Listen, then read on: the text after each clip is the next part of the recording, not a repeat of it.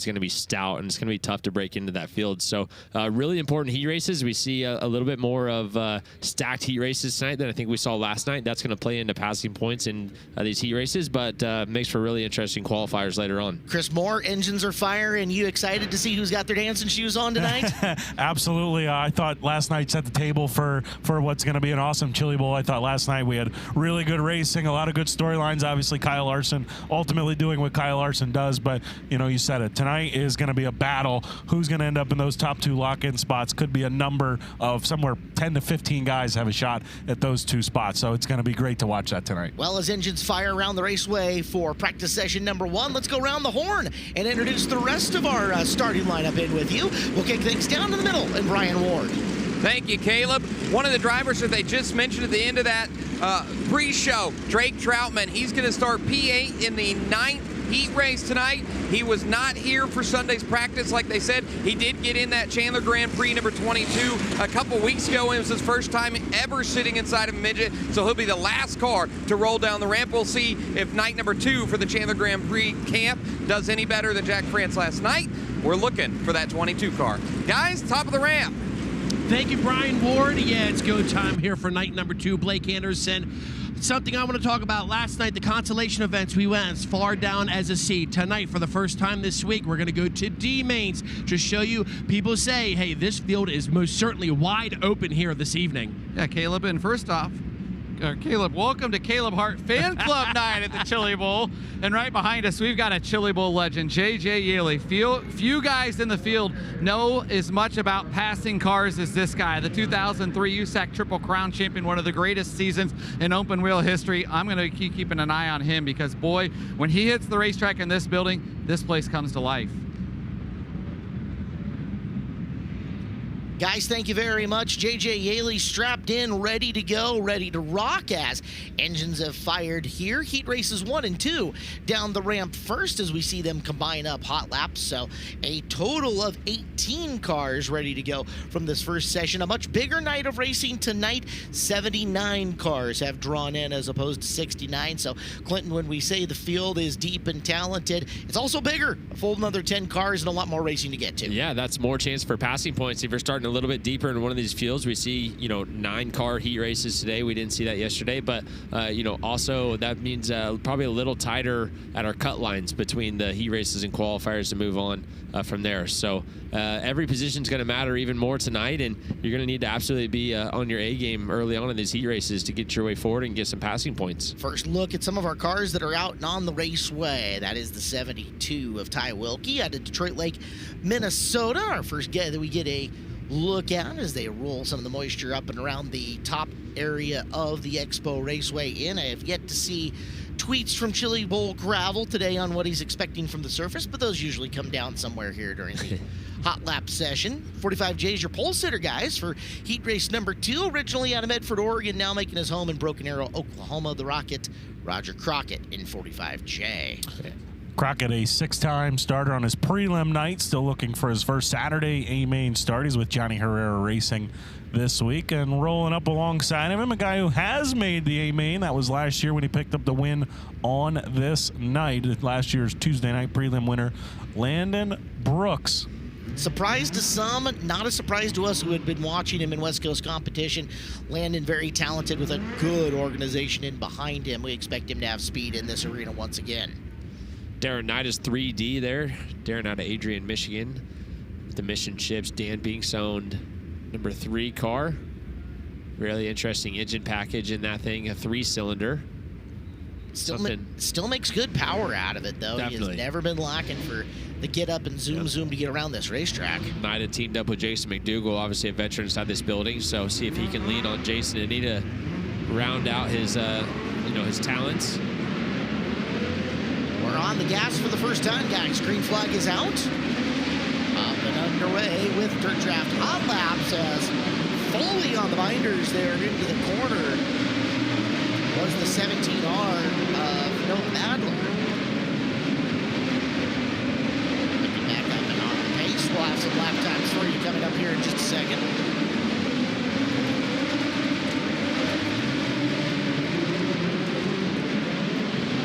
Already getting peppered with spray out here in the booth at the bottom of corner number 4. Look at the newlywed, Parker Price Miller, coming through the corner in one of 2 Hink Racing entries. And there we are for round number 1, and it is the law firm of PPM up to the top. Landon Brooks right in behind him, no surprise there. Kyle Beilman, lots of speed in that machine, and a pole position start for him as well, coming up in this first heat race at a 12.681. Be interested to see if they pull these guys off the racetrack or if we just roll it in and go again, because that track really, really slow right now, super greasy. And I saw Chili Bowl Gravel tweeting last night about if you want the top to come in earlier, you're going to have to just bite the bullet and run up there in hot laps. You can't just run around the bottom and try to set quick time in hot laps. So we see track officials pushing these cars up around the middle upper side of the racetrack and see if we get them another handful of laps here to really get this thing ironed in. It does look like that appears to be the plan. I did think, Clinton, you can speak more to it. I did think it widened out pretty decently. I mean, I would say by heat 3 or 4 last night, we were able to have a second groove that you could pass cars in. I agree. I thought our heat racetrack last night was phenomenal. First 2 were definitely a bit narrow, but heat race 3, you were able to start moving around and making moves if you had the car speed to do so, and it got slick really quickly. So, great job by the track crew last night. Obviously, a super, tricky racetrack, I think, to run on a Monday night, but that's normal. It was highly competitive for the main event, even though we didn't have that one guy who made that gigantic charge up the pack. Certainly a lot of racing in and amongst the top 2 guys side by side, nose to tail. That's all you can hope for. In round number 2, as you're taking a look at the Christopher Bell Racing entry of Kate Brown. Oh, we're starting to work our way there down into the 11-second bracket. 11.667 the quick time right now. 21 on Raceway, working off the bottom groove there.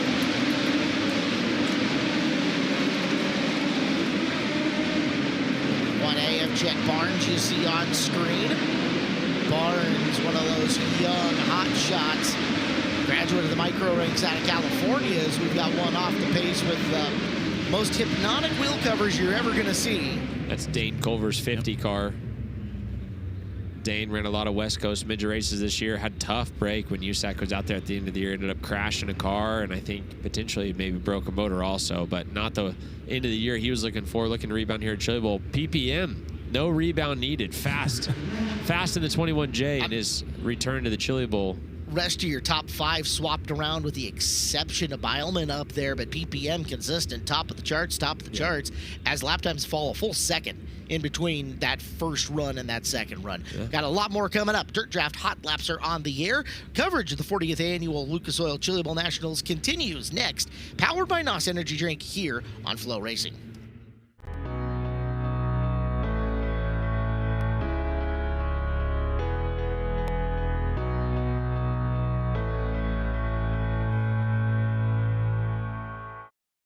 Race fans, Dirt Draft is your #1 fantasy racing app.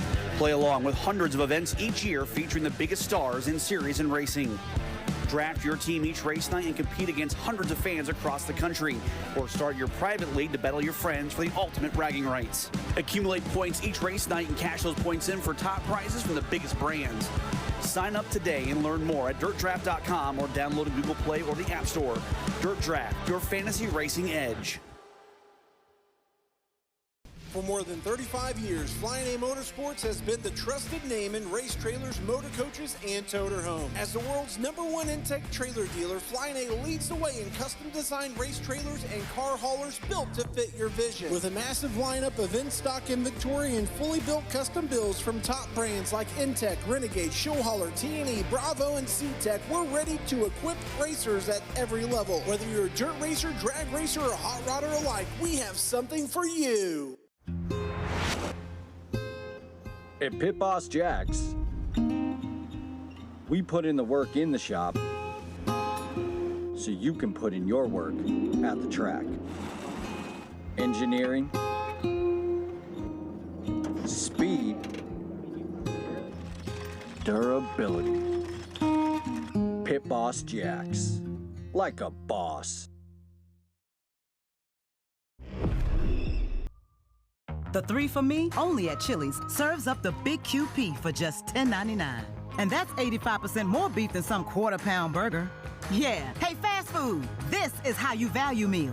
This Chili's 3 for Me is the best $10.99 you can eat. Hey race fans, Burdick's RV Center is your full-line Renegade RV dealer in the Northeast. Travel to and from your destination in extreme luxury, Class C and Super C motorhomes like no other. Choose a new Renegade Explorer or the incredible Renegade Classic, while the new Renegade XL stands above them all. We'll help arrange financing and work with your trade-in too. So chase races, chase your dreams with Renegade at Burdick's RV Center in Cicero, New York, or burdicksrvcenter.com. And welcome back here to FloRacing's live production of night number 2 of the Chili Bowl Nationals, powered by NOS Energy Drink. Able to catch up here with Parker Price Miller. You are fastest so far in Dirt Draft Hot Laps. I mean, tell me, when you're out there, it's the first session, track is pretty juiced up. How easy do you have to take it out there to make sure you don't get caught up in a wreck or no one hits you or anything like that? I mean, yeah, obviously they put 2 heat races out there, so like there's not much room, and you don't want to ruin your night in hot laps. So just trying to feel it out, keep your nose clean. But for me, it's huge because, you only get about 5 laps on Sunday, and it's been 2 years since I've driven a midget, so I was trying to take advantage of those laps. But yeah, it sucks that we're in the first heat race, but that's the best I've felt all week, and just keep getting better and better, and hopefully I can pass some cars. And just can't thank Lauren and Kelly enough for putting me in this car, and Brady and Hummel for working on it. Just a good opportunity, and like to make the best of it. Guys, Parker Price Miller, fastest so far in Dirt Draft Hot Laps. He has a pretty good opportunity in the first heat race of the night. He's going to be rolling off in P6. See how many points he can make up. 6-1, worth 125 on the passing points scale. We'll show that to you guys a little bit later. There's some drivers with a lot of opportunity to make some big points tonight. Your qualifier cutoff, traditionally, according to Wikipedia, has been 72.9, with the inversion at 92.4. We'll remember those numbers as we get into heat race action, as heat races 3 and 4 down the track for Dirt Track Hot Laps round number 2, guys. Yeah, these cars are in heat races 3 and 4 coming up in just a little bit later on tonight. First car we see, that's the 5W of Jordan Kinzer, the Bedford, Indiana native. Kinzer driving for Chase Briscoe. Yep, winner of that ride through their Ticket to Tulsa deal. Yep. Most points between Bloomington and Paragon Speedway ended up snagging that ride. So. He's no slouch. Ran well here a couple of years ago in 2023. Did Jordan Kinzer. Get a look at Gunnar Setzer, last year's Rookie of the Year. Definitely some eyes open last year here at the Chili Bowl Nationals for Gunnar, and followed up with a great season this year out in Indiana. It's Michael Pickens in the 54NZ, the RMS Racing EnviroFab, number 54. Familiar with that equipment. That's good stuff. It is. It's a return for Michael. Back in 2018, he had driven for RMS EnviroFab, and back with the boys. Says he feels really, really good. Didn't have the West Coast swing he wanted to in the car that he was in, and so back with Joe Kosian, Matt Eastep, Dave Eastep, Lacey Doyle. Those guys got him tuned up and feeling good. It was really good last night in the Race of Champions. Yeah, it's surprised that out of our pre-race show, guys, was not as picked within the 3, because I think, again, it's a very deep field. There's a lot of ways you could go, but boy, the speed Pickens has shown in this arena in times before with good equipment like that.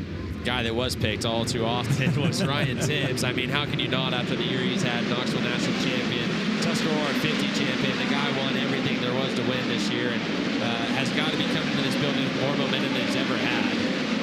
And also a sneaky good pass here inside this building for Ryan Tibbs. Yeah, it's incredible how good he actually has been in a midget that people forget about. Led the first 18 laps of the Friday night feature last year, was runner-up the year before the Friday night feature. So Ryan can get the job done. He comes in with a lot of confidence. As you're looking at the other 54 coming through the corner, one of the best looking cars here in the arena, in Seth Sylvester out of Pauls Valley, Oklahoma. It's Max Adams in the white 40 car.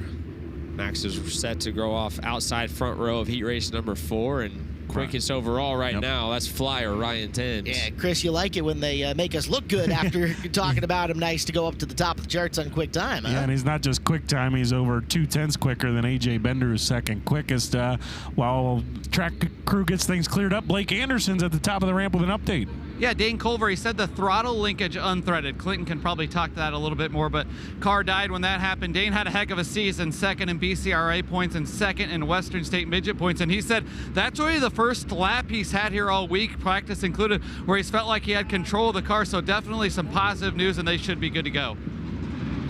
Yeehaw. Yeah, not a good situation. Throttle linkage coming unhooked. Basically, there's 2 sets of throttle linkage. One goes from your pedal to a bell crank.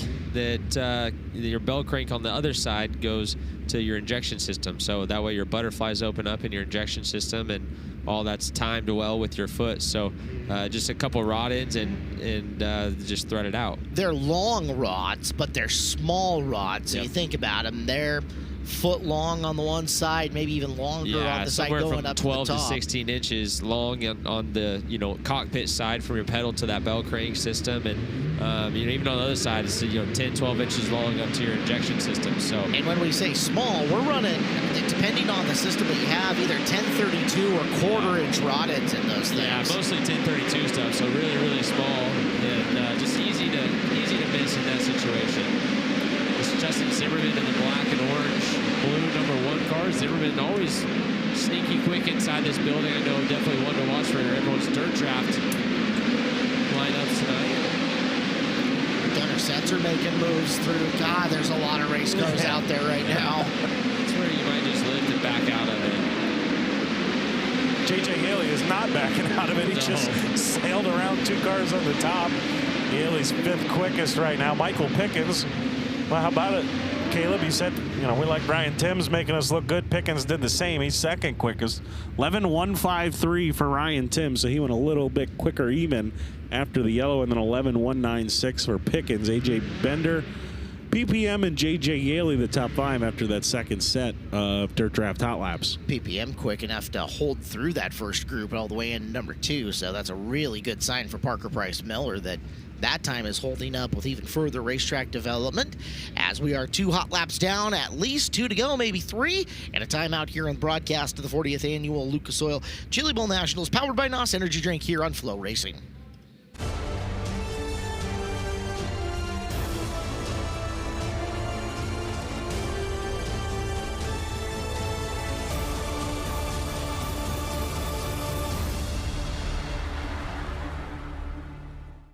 This isn't just a shop.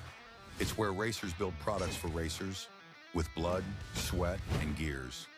At Buzzy Racing, we know what's at stake because we race too. From rear-end rebuilds and tube straightening to dyno-tested steering boxes and transmission overhauls, we don't just fix it, we build it like it's our own. Family-owned, track-proven, built with purpose, built to win.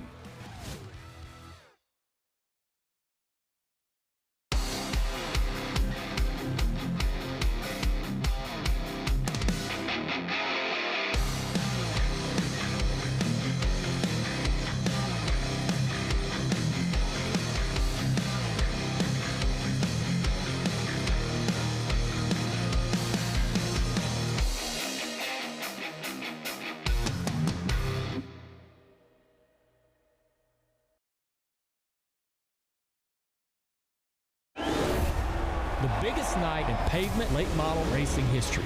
This is our Daytona 500. It's the biggest race of the year. Destiny fulfilled! This is the biggest race I've ever won. The best dirt late model series in America.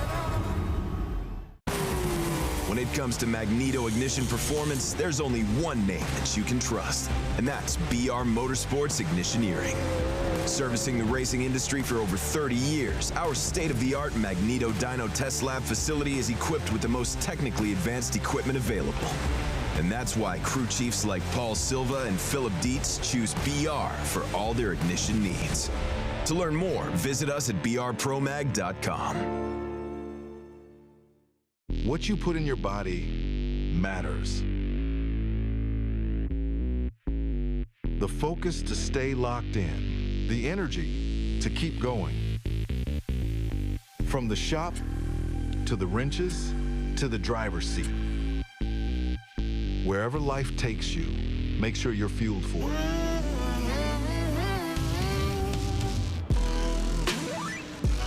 Power your life with Jugo Superfruits. Get 15% off at checkout with code Driller. This isn't just a race, it's the race. 500 miles of glory, a million memories, one place. That's what we love about the Daytona 500. You gotta see it to believe it. Secure your experience now at Daytona500.com. Welcome back to FloRacing's live coverage of the Chili Bowl Midget Nationals powered by NOS Energy Drink. Ryan Timms fastest in hot laps through a couple of sessions, 36 drivers. Ryan, back in a midget, does it feel good? You spent a year in this midget full time with the USAC NOS Energy Drink National Midget Series a couple of years ago. Don't run the midget too much anymore, though. Yeah, 2 years actually. So yeah, it feels good to come back. I'm glad I got Monday, the Race of Champions night, to do that, to knock some rust off, and felt really good last night, and feeling really good so far. I think we could be a little bit better, but yeah, all's good. Excited to see what he's got in store for 2026, guys. The Knoxville Nationals champion and Tuscarora 50 champion in 2025 have one of the best sprint car seasons in recent memory for a guy not running a national touring series. Pretty incredible what him, Shane Liebig, and the group were able to do in the Wing Sprint Car Wars. It's got to be such an advantage to be able to run in that race of champions for somebody like Ryan Timms. That just, even if he's not going out necessarily with the thought that he's going to win, but just a chance to shake off some rust, get used to, get back to being in a midget, and quickly showing it right away here in hot laps. Well, here in the booth, powered by NOS Energy Drink, we watch our heat races 5 and 6, group number 3, make their way out and onto the racetrack for their hot lap sessions. You guys been working on your dirt draft lineup yet? I was going to say, you look like you're really mulling this over here. I'm trying. Don't pick the guy with the red dot. We haven't taught Earl that yet, but the red dot means he's not racing. If that red dot was green, I still wouldn't pick that guy. I'm telling you. We know the drivers on your screen are participating tonight. Will Garrett's in the 3L inside row number 3, Waupun, Wisconsin, for the driver of that car.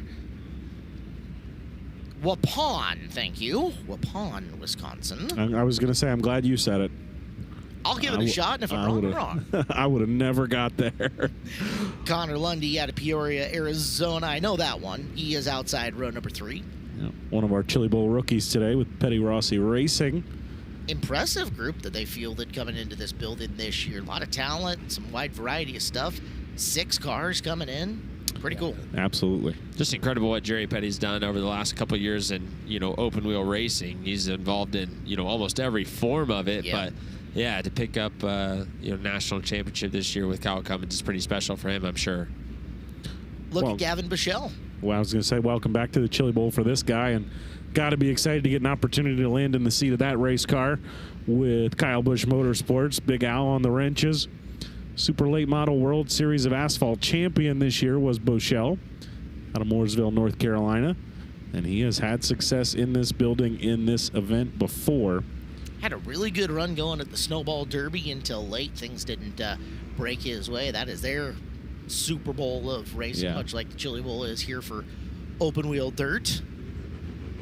I was going to ask Clinton if you had considered him at all, but I know that we don't want to give those secrets away just yet. Yeah, I'm not giving away anything until we're locked in. Especially you leading the FloRacing charge. Yes. Yeah, you are at the head of the class for Flo anyway. And 27th overall in the... I think 23rd. All right. Yeah. Nice. We'll get a look. The 3G. That is Jace Park. Park's had a wild and interesting year. Had a good showing at the shootout, and now aboard one of those Glenn Stiers Racing supported cars. Park will go in heat race number 5 inside row number 4 for Jason's starting position. So drop the green flag. Session number 3 of Dirt Draft Hot Laps here on Warren Cat qualifying night. Tuesday night of the Chili Bowl Nationals. Saw a quick glimpse there of RTJ as you see Ty Gibbs, that Monster Energy number 84, back for his second shot at the Chili Bowl. Was a rookie last year. And made it into the F main, 6th in the F main. And of course, guys in the E main you'll see are guys that ran in their prelim A main. There's Brennan Crouch, runner-up last year on Tuesday night. How about Jace Park to the top of the charts, 11.098. We're nearly into the 10-second bracket now. Timms and Pickens hold second and third. Blake Hahn and Ty Gibbs into the top 5. The always fast Blake Hahn making an appearance on your screen. Talk about a guy that's been right up there on preliminary nights in the past, and he's got a real opportunity starting P1 on heat race number 6 to just pocket 100 points and begin a solid night for Blake. Yeah, and we know he didn't have the Tulsa shootout he was looking for, of course, only running the outlaw classes, and I don't believe made either A main on Saturday. You used to see Blake in every class, including the, divisions that no longer exist, right? He'd come out, he'd find a Focus midget ride in which he won a couple of golden drillers. He's got a mini mod golden driller, like one of 2. Definitely strange to only see him in 2 divisions this year, but we know how quick he can be. That is the 19 of Chad Kincaid in one of the Jeff Stassa rentals. Chad rallied up some dough and living out a dream as a 60-year-old rookie here at the Chili Bowl National. He's a Focus midget competitor up in the Pacific Northwest. Been involved in it for quite a long time. Good friends with Tom and Lori Sertich of Moose Racing, the 92 car that Chase Stockin rolling around. He had a win at Skagit this year, correct? Yeah. On a Dirt Cup preliminary night, in fact. There you have it. His first win with the series, in fact, at the big show. Brought up Tom and Lori. They got their first national win with Chase Stockin this year. Some of the happiest, most positive people I've ever been around. Incredible They're awesome. humans, for sure. You ever ask Tom how he's doing? He goes, I'm having fun. Saw Connor Lee on your screen there. Sand Springs, Oklahoma native. One of the several Okies. Careful, Chad. Ball comes up quick. Chase Park at 11:09.8, the time to beat right now. Dirt Draft Hot Laps. Ty Gibbs jumps to 3rd. 11:180. Ty Gibbs feeling pretty good right now in Dirt Draft Hot Laps. Part of this is getting clear enough to cut a good lap. There's so many cars out there. Here's Ricky Thornton Jr. He's up to 5th quick. And then the whole lineup shuffles around. As you see Park, Timms, boy, Timms holding up still there at 2nd fastest. Gibbs, Pickens, and Thornton Jr. are 1 through 5 here in Dirt Draft Hot Laps. Really impressive for Ty Gibbs there. I mean, the limited experience he has in midgets especially, to come out here on these a tight racetrack and lay down a lap like that. I think the shootout did him a lot of good to get all those laps in that he could get coming into this year's Chili Bowl. We're going to take a time out. We're back with more from the 40th Annual Chili Bowl Nationals, powered by NOS Energy Drink here on FloRacing.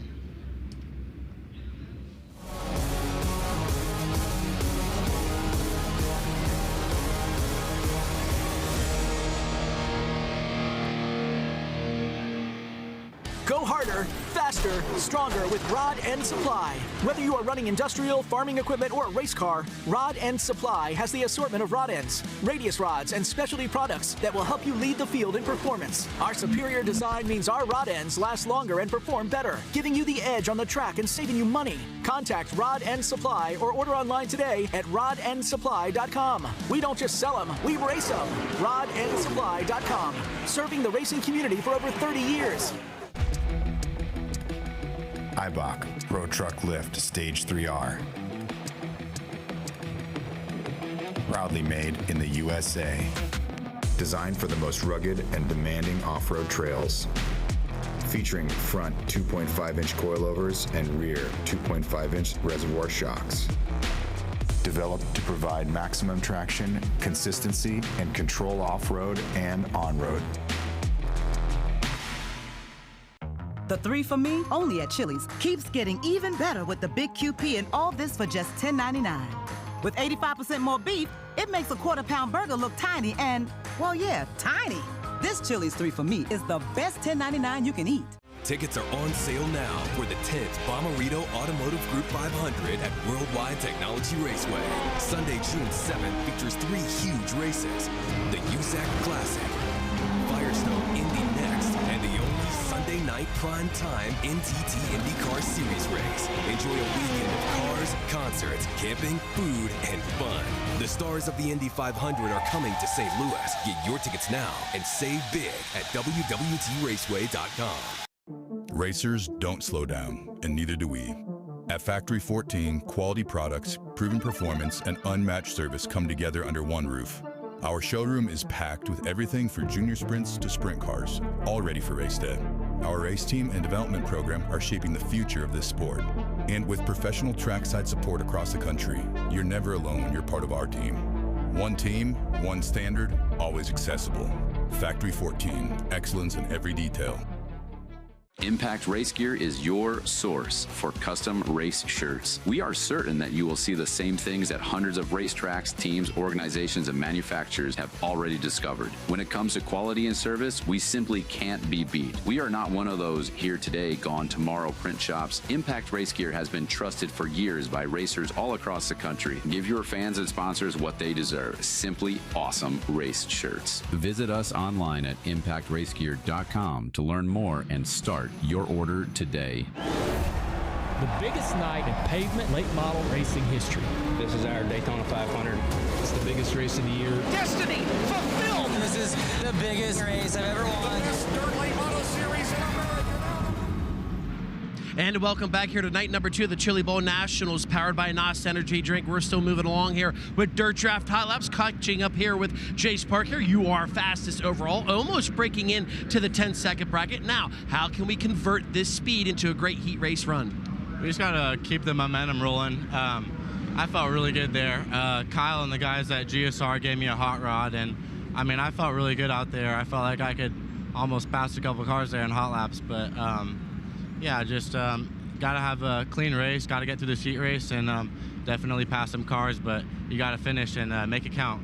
Yeah, no doubt about it. Another question, real quick, final question.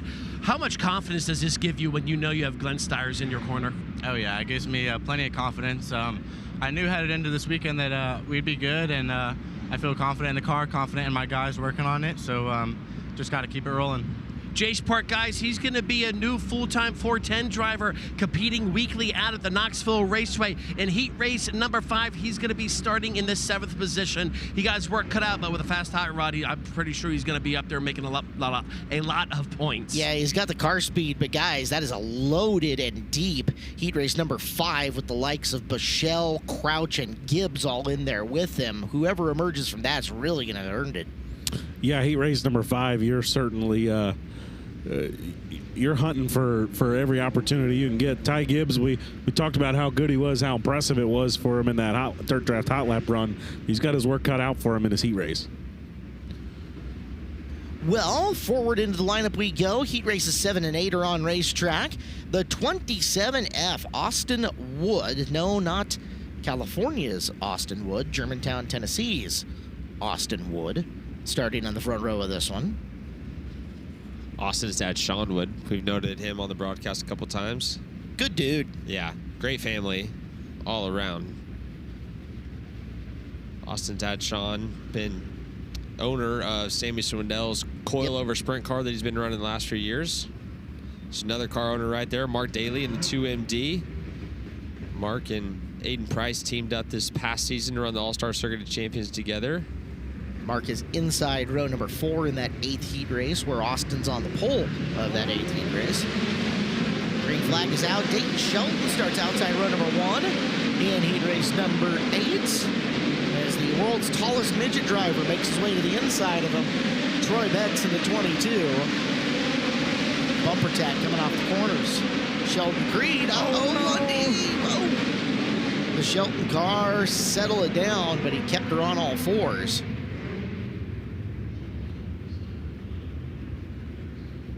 I know there's a lot of race cars on the track, but why are we 3 wide in hot laps and nobody lifting? I mean, well, Chris, you can't win. Hot laps pays $1 million. So. You can't win hot laps unless you win here's hot the check laps. right here. I don't. I don't know. I mean, where else are you going to go? That's the thing. Yeah. You're not backing out of it. That's valuable data for one corner. Yeah. Or you could back out of it. Was it? I probably would have leaned. I think if your option is that or back out of it, I think backing out of it's probably the right choice. We do have a new driver at the top of the charts, guys. Nice lap by Hank Davis, although do you expect anything less? 11.097. I think Hank has probably been the most consistent Tuesday night guy and just got to be one of the favorites coming into this. It's amazing how he went from Spencer Baston pulling up next to him, not knowing who he's racing for the win, to now a guy that everybody knows as a contender to win his Tuesday night and have a shot to be up front on He Saturday. went from improbable to undeniable over in the course Quickly. of just a couple of that one night. The shock that we felt here in the booth calling that race of Hank Davis, because he had been to the shootout many, many years before we had seen him. He had been in a Rougeau car for a couple of years, etc. We knew he had speed. He had just never put it together with consistency and quality of ride, and then to come out and do it on that biggest stage that night that he did was pretty incredible. The whole Matt Seymour Racing gang has really turned it up. I mean, Timmy Buckwalter had a great run last year. He's now made the Saturday main 2 of the last 3 years. So Hank and Timmy have with Matt Seymour really formed a powerhouse in this. Just a 2-car team, but the two of them together have really made a name for themselves in this building. They also hit it on the Chili's Grill and Bar Chili Bowl pre-race show here today. There's a lot of people who have moved off Tuesday, and it's opened the door for people to emerge on Tuesday nights. Tuesday used to be the Kyle Larson night. It's been a number of drivers' night with Buddy not here this year, etc. Door has been open for a number of drivers to figure it out. Could it be Zach Dom's return to Tuesday night dominance? Back in the Bondio car, and who needs a left front down on the racing surface, guys? Not Zach Dom, that's for sure. Oh, careful. That's scary. The way that car hiccuped when getting into that little bit of Ripple racetrack there. They're always fast, but man, the twitchy to them is a lot. Yes. Few new cars jumping up to the top of the charts, guys. Hank Davis, 11:07.6. Jace Park still second quickest. Zach Dom, third, 11:1.26. Ryan Timms holds fourth, and Corbin Ruschenberg jumps into the top 5. Another one who emerged last year as a legitimate contender, ran really well on Tuesday night. And Corbin's been battling it. He has been down and out for about 30 days between illness and, I want to say, wrist injury. He's lost 10 pounds in the last month, not intentionally. So he's just now starting to feel better and get back up to speed within the car itself and in terms of his own health moving forward. So see how quick Ruschenberg can knock the rust off. Did not run shootout here running the Chili Bowl Nationals. All right, you're dialing in Dirt Draft, right? We're close. Are we locked in? I'm nowhere near Here? locked in. Ooh. I'm trading guys Chris in Moore? and out. I'm pretty well set. You're I set. looked at lineups. And that none of them have the red dot, right? No. Okay. Yeah. Big thanks to our partners at Dirt Draft as we're in the Dirt Draft Hot Laps. We've got all kinds of fun stuff coming up for that. I just want to know who's going to take home the custom Dirt Draft Chili Bowl trophy. That thing is cool. It's sick. Whoever ends up getting that, they're the big winner. Plus, 2nd through 25th place are going to receive bonus points towards Speed Shop. So far, so good for you, Clinton. You got Speed Shop points that could be coming up. Yeah. We're hunting the trophy, though. That's what we're after. I'm digging the Matt Patricia look he had going on there with the magic marker off the bill of the hat. That was different. Clinton, that's kind of insulting. Today, so I carry a Sharpie just in case. You never know. I would be insulted. I wouldn't want to be compared to Matt Patricia. I'll be honest with you, I don't even know who that is. Never heard of her. He was a terrible head coach and a pretty decent coordinator. He's become worse as a coordinator, though, since he was a terrible head coach. There's some point. He's kind of followed the Chip Kelly regime of once he peaked, he's really fallen off. We have got heat race number 9 coming down to the track for the final hot lap session here of Dirt Draft Hot Laps. And in there, you got to look at one of the high rollers. Collinsville, Pennsylvania, Cy Lynch in the 7M, who's inside row number 3 here in heat race number 9.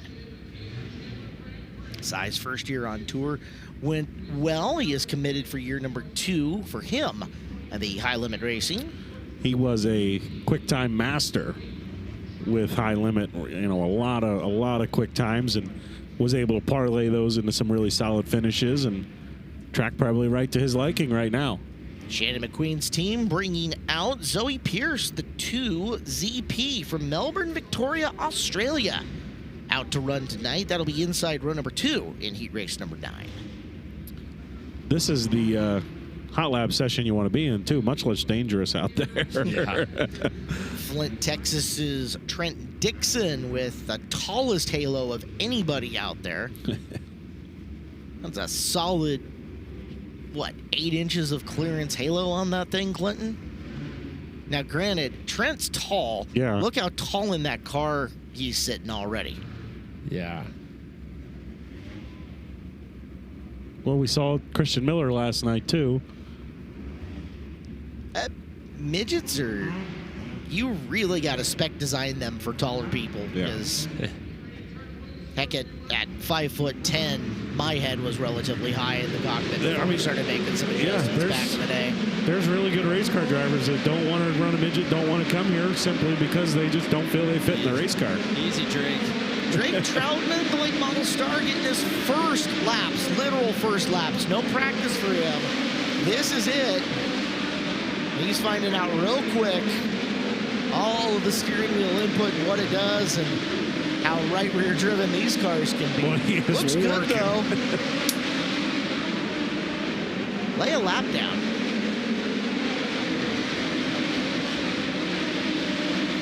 I don't know. Looked pretty natural, Clinton. Yeah, not bad. I mean, for super limited laps, Troutman obviously had a great year. I believe he was on the World of Outlaw Tour. Yeah, he was the Rookie of the Year with the World of Outlaw late models this year. Was the Rookie of the Year with Lucas Oil in 2024. Then made the switch to the World of Outlaws. And, yeah, was certainly really strong. I believe finished 6th in points at the end of the year with the World of Outlaw late models. So he's a really good race car driver. Cy Lynch. Cy Lynch and Jonathan Beeson both with a really good opportunity coming up in heat race number 9. Track will be as developed as it can be for your heat races, and they're starting next to each other in the 3rd row, 5th and 6th respectively. There is some very, very good point scoring opportunities for those drivers as we are done with Dirt Draft Hot Laps. Start thinking about locking your picks in as we'll check in with a TJ Forged Pit Report and Blake Anderson.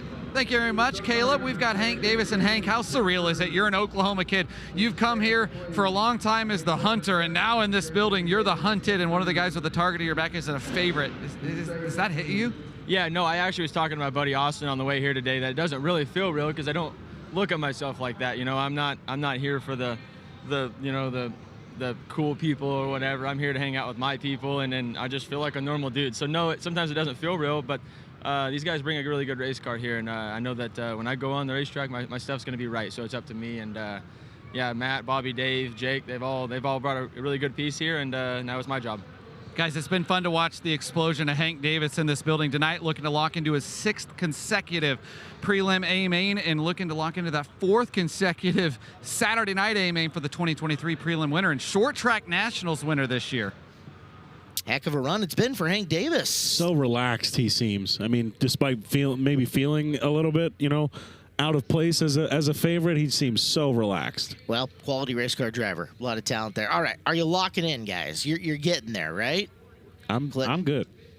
Yeah, I'm working on it. Well, here's the thing. Here's the scoreboard. Give me time. And See, there Clinton, you are. lots of pressure on you as the Broadcast League leader right now over B. Paul Racing, Wilner. Nate had a good night, and Chris, you're not all that far behind. You're ahead of Wikipedia. That counts for a lot. Tied. See, we're both minus 40, so I feel... Now, here's the thing. I need to petition to get the Race of Champions points added in this because I was one of the 52 people tied for first in the Race of Champions dirt draft deal, so I need that to be added in. Alex Robinson and 32 Betty White. Heck of a screen name for you up on top of the big standings. Alex Robinson is the announcer for the All-Star Circuit of Champions. All right. So, Alex... Good pick in Alex. I like it. Hey, look who's last on the FloRacing team. Yeah, do we expect anything less? That guy stinks. Not on the lead lap at all. Well, here's the thing.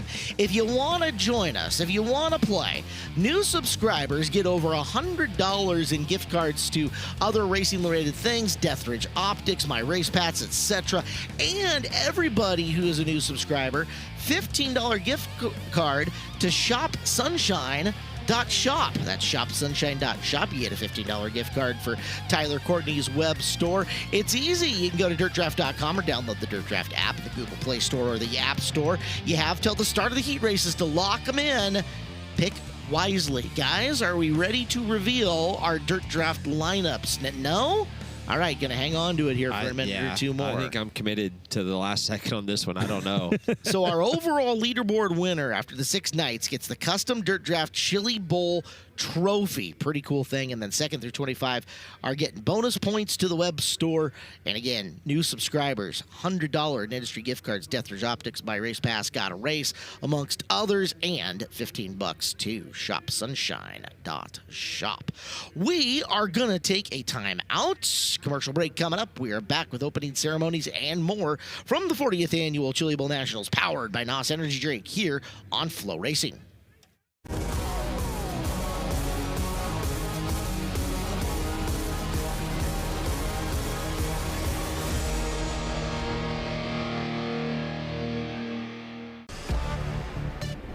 There's a moment behind the wheel of what I've built, where power overrides gravity, and I hit that zero moment. Zero doubts, zero fear, zero competition. No rule or mold I can't break. And limits, absolutely zero. And there's a NOS Zero sugar to get me there. Please hold. This will only take 24.67 seconds. In this arena, there's no margin for error. Every component has one job. Perform when it counts. Precision, strength, consistency, maximum performance development.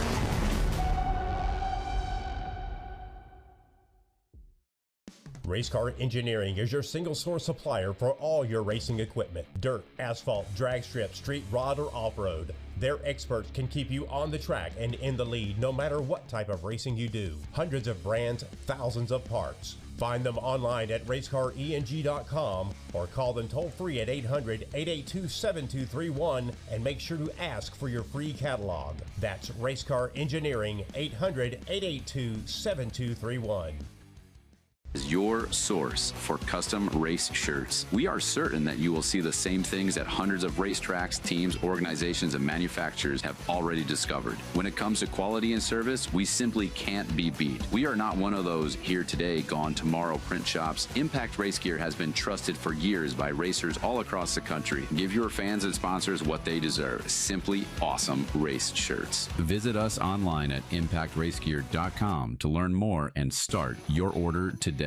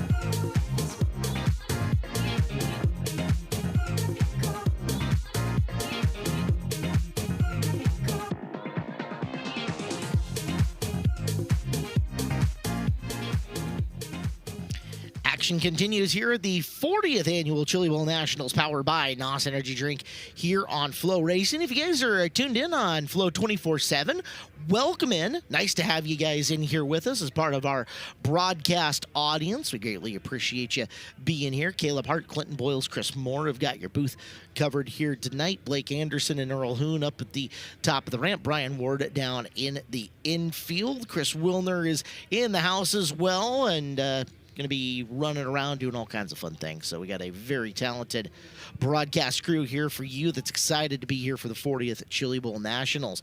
Well, if you haven't made your plans already, the Great American Race returns Sunday, February 15th. The pageantry, the unforgettable moments, edge of your seat racing, it's all part of the legendary Daytona 500. Be there as history is made and a new champion is crowned in the race that defines legends. Tickets and packages available now at DaytonaInternationalSpeedway.com. DaytonaInternationalSpeedway.com, or you can call 800-PIT-SHOP. 800-PIT-SHOP. Don't miss your chance to be a part of it. Guys, been to Daytona? I have for a truck race. I've not been for the 500. Not for the 500? No. Clinton? I've never been. You've been building race cars the last few years. Yeah.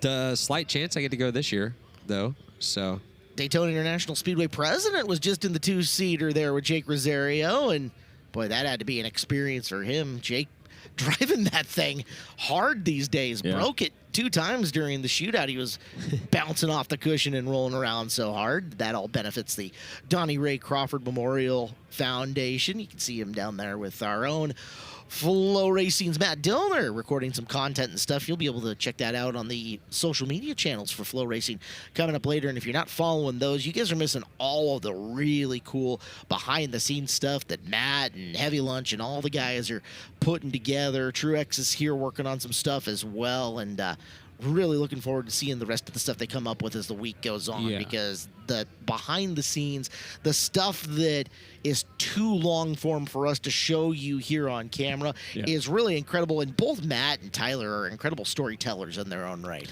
Yeah, as great of a job as Blake and Earl are going to do for us at the top of the ramp, there's just things that you can't get to. And like you said, don't always fit into the broadcast and what we're trying to present as a race night, but the content team fills you in on everything like that for sure. It's one of my favorite things to do every evening is to go back on my Flow app and just see what all content they got behind the scenes. 100%. And just regroup on all the storylines and check and see if I missed anything along the way. So you are also one of our Flow content creators that happens. Do we have any Talking Tulsa planned for this week? We tried to line one up last night. Heavy Lunch says he wasn't prepared enough, and we didn't plan early enough. So we're working on that today. I'm sure this evening, if you're here at the expo, you'll see me making a lap, doing a little Talking Tulsa. So, we'll have some stuff put out this week for sure. Talking Tulsa with the Larson family last week at the Tulsa Shootout was a lot of fun. There was some great insight there amongst the kids and the family. And it was fun watching Audrey and Owen at the very end when they forgot that they were on camera and started being kids again, right? Yeah, Clint, you said that was kind of a look into how it is at the shop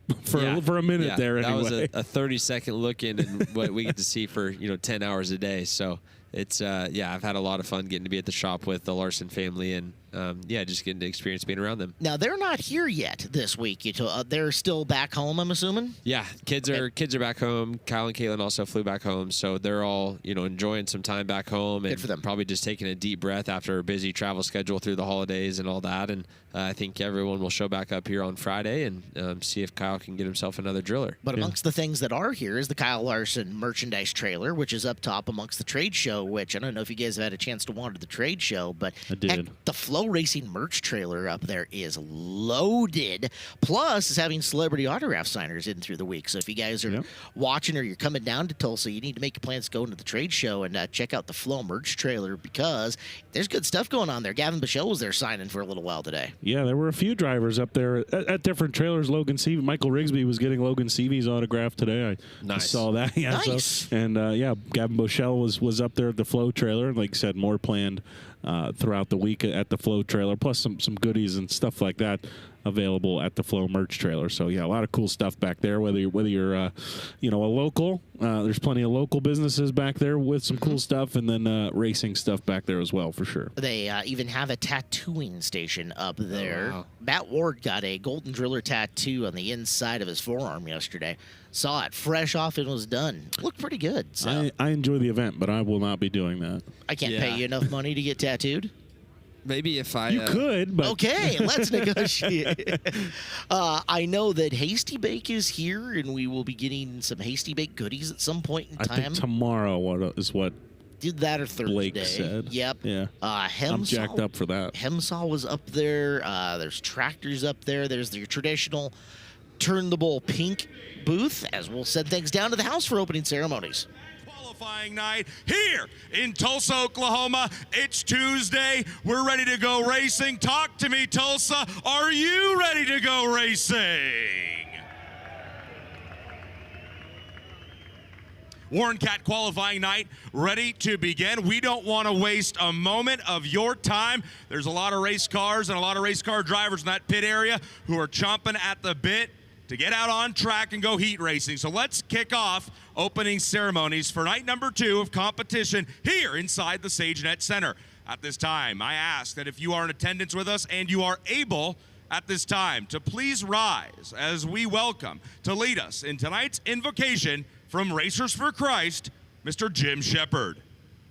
Thank you, Tony. Folks, on behalf of Racers for Christ, folks, we're in a nationwide campaign to recruit chaplains.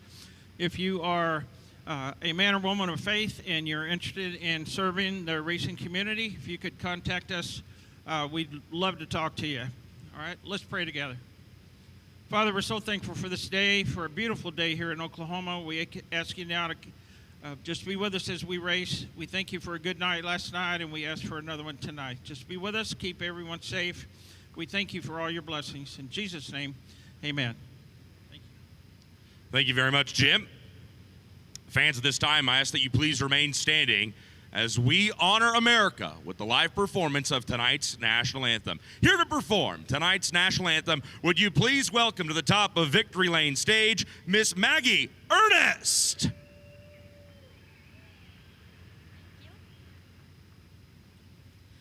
Oh, say, can you see by the dawn's early light what so proudly we hailed at the twilight's last gleaming, whose broad stripes and bright stars through the perilous fight o'er the ramparts we watch were so gallantly streaming, and the rockets regular, the bombs bursting in air, gave proof through the night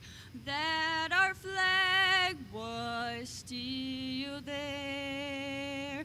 Oh, say does that star-spangled banner yet wave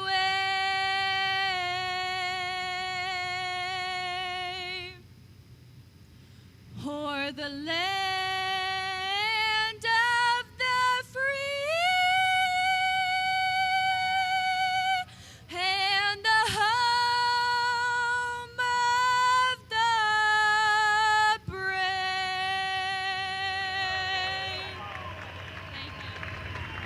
Tulsa, how about it one more time for Miss Maggie Ernest? All right, SageNet Center, talk to me one more time. Are you ready to go midget car racing? With that, it's time to kick things off for night number 2 of competition here inside the SageNet Center. It's Warren Cat qualifying night here at the 40th annual Chili Bowl Nationals, powered by NOS. Tony Laporta, thank you very much. We are ready to rock and roll here for night 2 of the Chili Bowl Nationals, powered by NOS Energy Drink. 9 heat races coming up. Top 40 in points out of these heat races will move on to qualifiers. Top 24 will be inverted. So you're really looking to get top 24. Top 40 puts you at least with a better shot in the show. Outside of that, you don't make the top 40. We're taking those other 39 drivers and we're throwing them into C's and possibly D main events that they're going to have to drag their way up and through to get in and through. 8-lap heat races coming up. 79 cars total as let's check in. Top of the ramp, our pit reporters for the TJ Forge Pit Reports are Earl Hoon Jr. and Blake Anderson, guys. Yeah, we've got our ones to watch. The guy I'm watching, he starts 6th in Heat 9. He's an 8-time A-Main starter on Saturday night. Best finish 4th in 2011. He just got an outlaw drill at the Shootout Earl. Jonathan Beeson. It's Beeson season. Who are you watching? Driver I'm going to watch needs no introduction to midget car racing, especially down in New Zealand. I'm going to take the Kiwi, Michael Pickens. He starts right now inside row number 4 in heat race number 4. Got his work cut out, but he knows how to get around. He is a 7-time A-Main starter here at the Tulsa Expo Raceway. And you got his best finish? Third in 2011, the same year Beeson got his best finish. Guys, those are the ones we're watching. We'll be back with more live coverage of the Chili Bowl Midget Nationals, powered by NOS Energy Drink here in Tulsa, Oklahoma.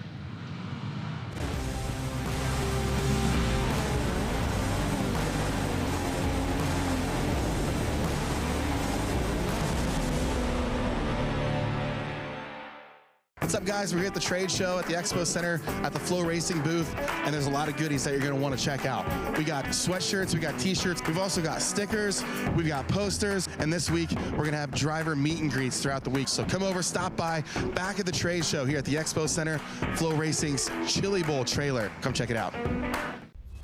Unveiled at PRI, 5-Star introduced an all-new sprint car body engineered using advanced CFD aero analysis, validated through on-track testing using real-time airflow data.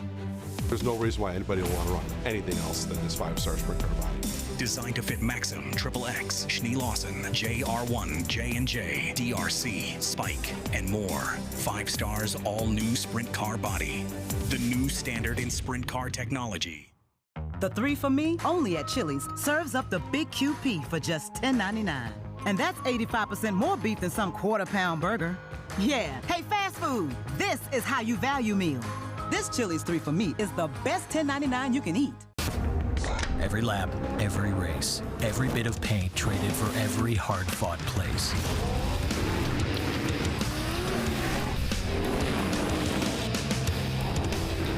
Every checkered flag and trophy raised. Every ounce of dirt, sweat, and gears.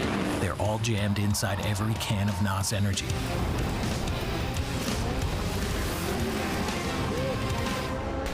Go ahead, open up a can. The biggest night in pavement late model racing history. This is our Daytona 500. It's the biggest race of the year. Destiny fulfilled! This is the biggest race I've ever won. The best dirt late model series in America.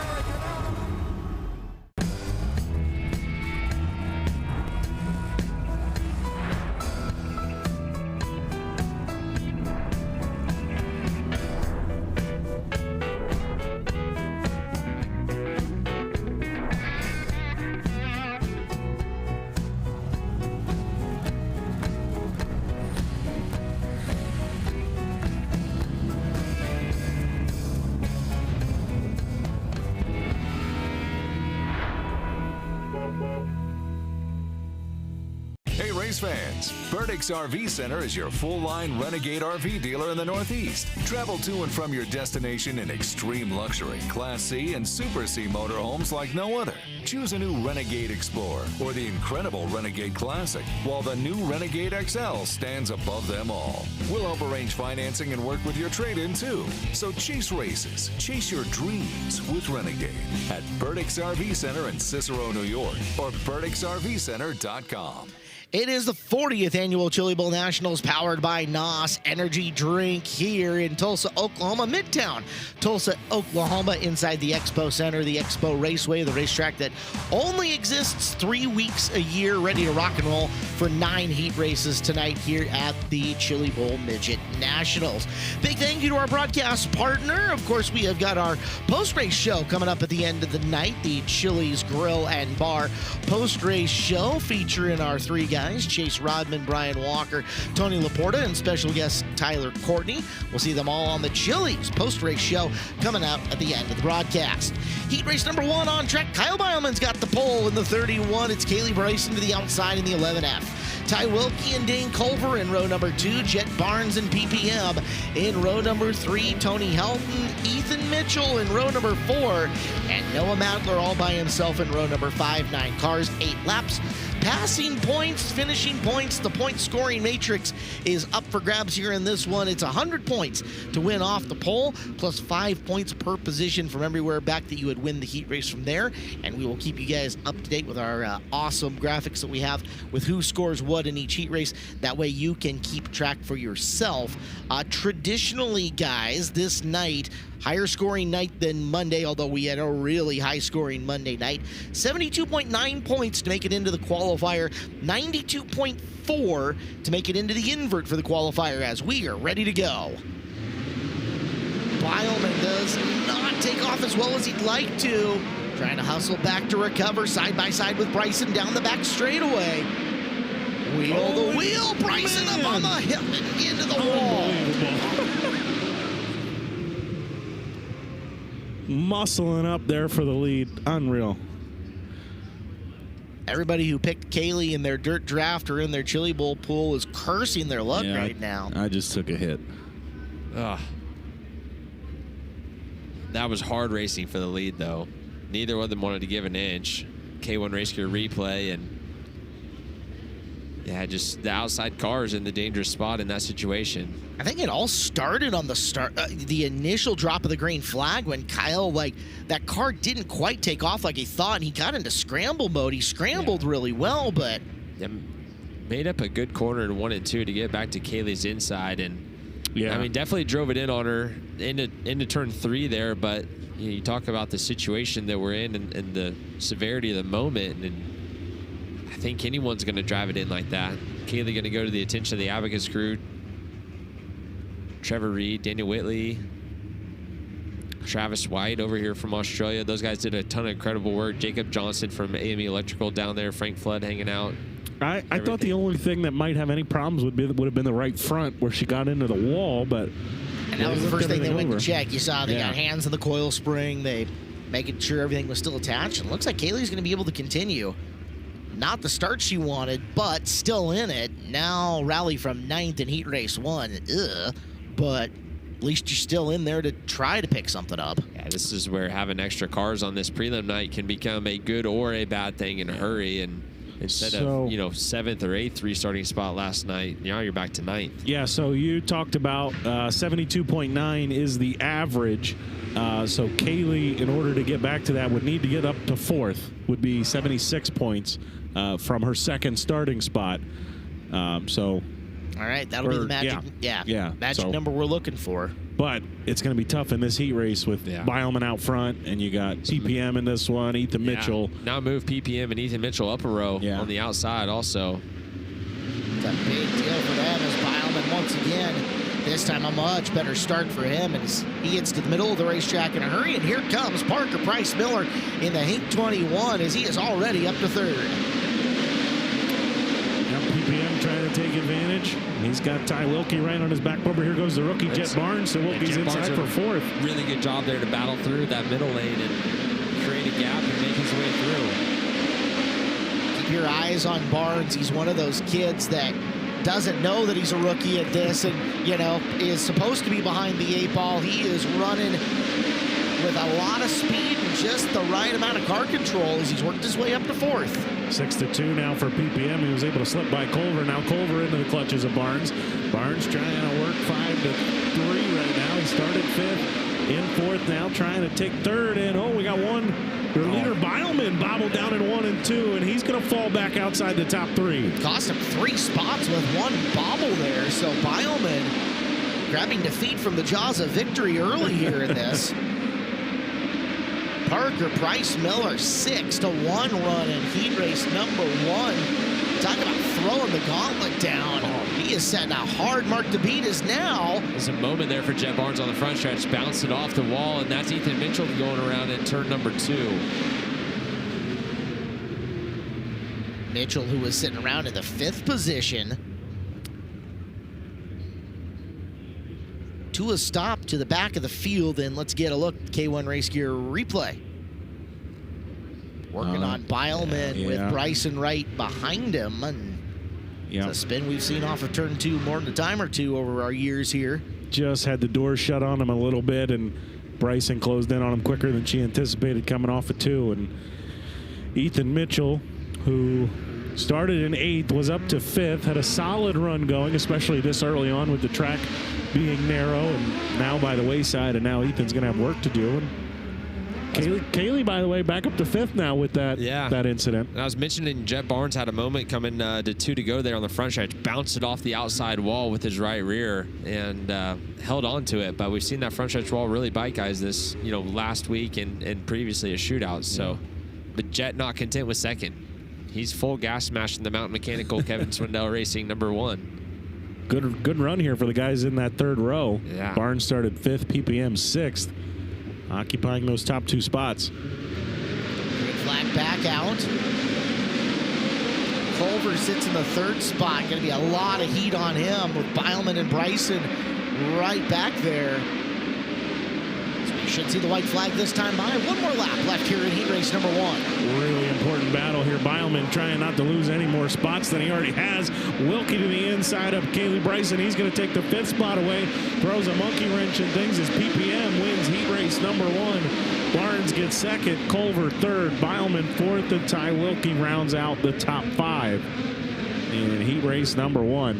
125 out of heat race number 1 is a monster score there. And Jet Barnes 5-2 there. That's a great run for a young rookie. Sets up the rest of his night quite nicely because now you still want to have a good qualifier, obviously, but he'll start 3rd or 4th in his qualifier, and if you can get up to 2nd again from there, you're plenty locked in. Yeah. Even a 3-3 run at that point in time, depending on how the rest of the scoring goes, really sets you up okay. So. And the guys mentioned it in the pre-race show. Jacob Boxell and Gage Weldon both last night had really strong runs as Chili Bowl rookies, finishing both, I believe, in the top 15. I think they're both in a C main on Saturday. Weldon got turned late, if you remember. I think that cost him a number of spots. Weldon was the car in turn 3 that had was in the wrong spot with Larson. Kyle. Yeah. Heat race number 2, as you look at the NOS Energy Drink ramp cam, it is the Rocket Roger Crockett out of Broken Arrow in the 45. He's got the pole. Caden Brown, the Christopher Bell Racing 21AU to the outside of him. Kevin Mahoney inside row number 2. Joshua Tyre will be to the outside of him in the 7F. Darren Nida in the 3. Landon Brooks, a Tuesday night preliminary night winner in the 57. Kyle Haas, Chad Winfrey, Chase Randall, the quickest chick in your 9 cars, going for 8 laps. Gage Weldon got 14th last night, which I believe is the last car into the C main. Okay, he rallied.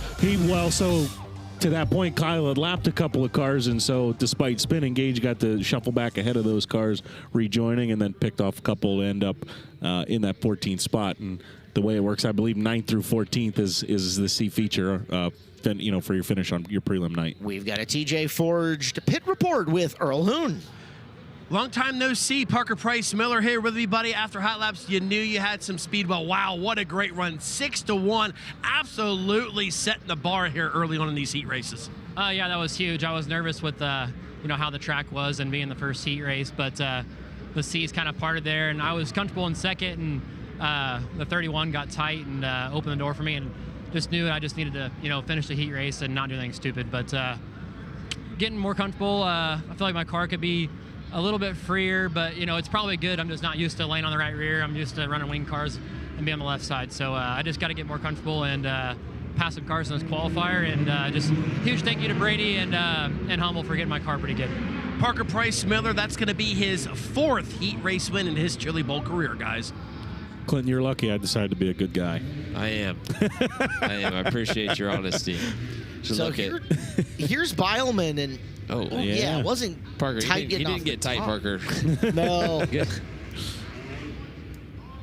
Man, and that's tough. Beilman ended up 4th, but you start on the pole, 1 to 4, 74.5 points.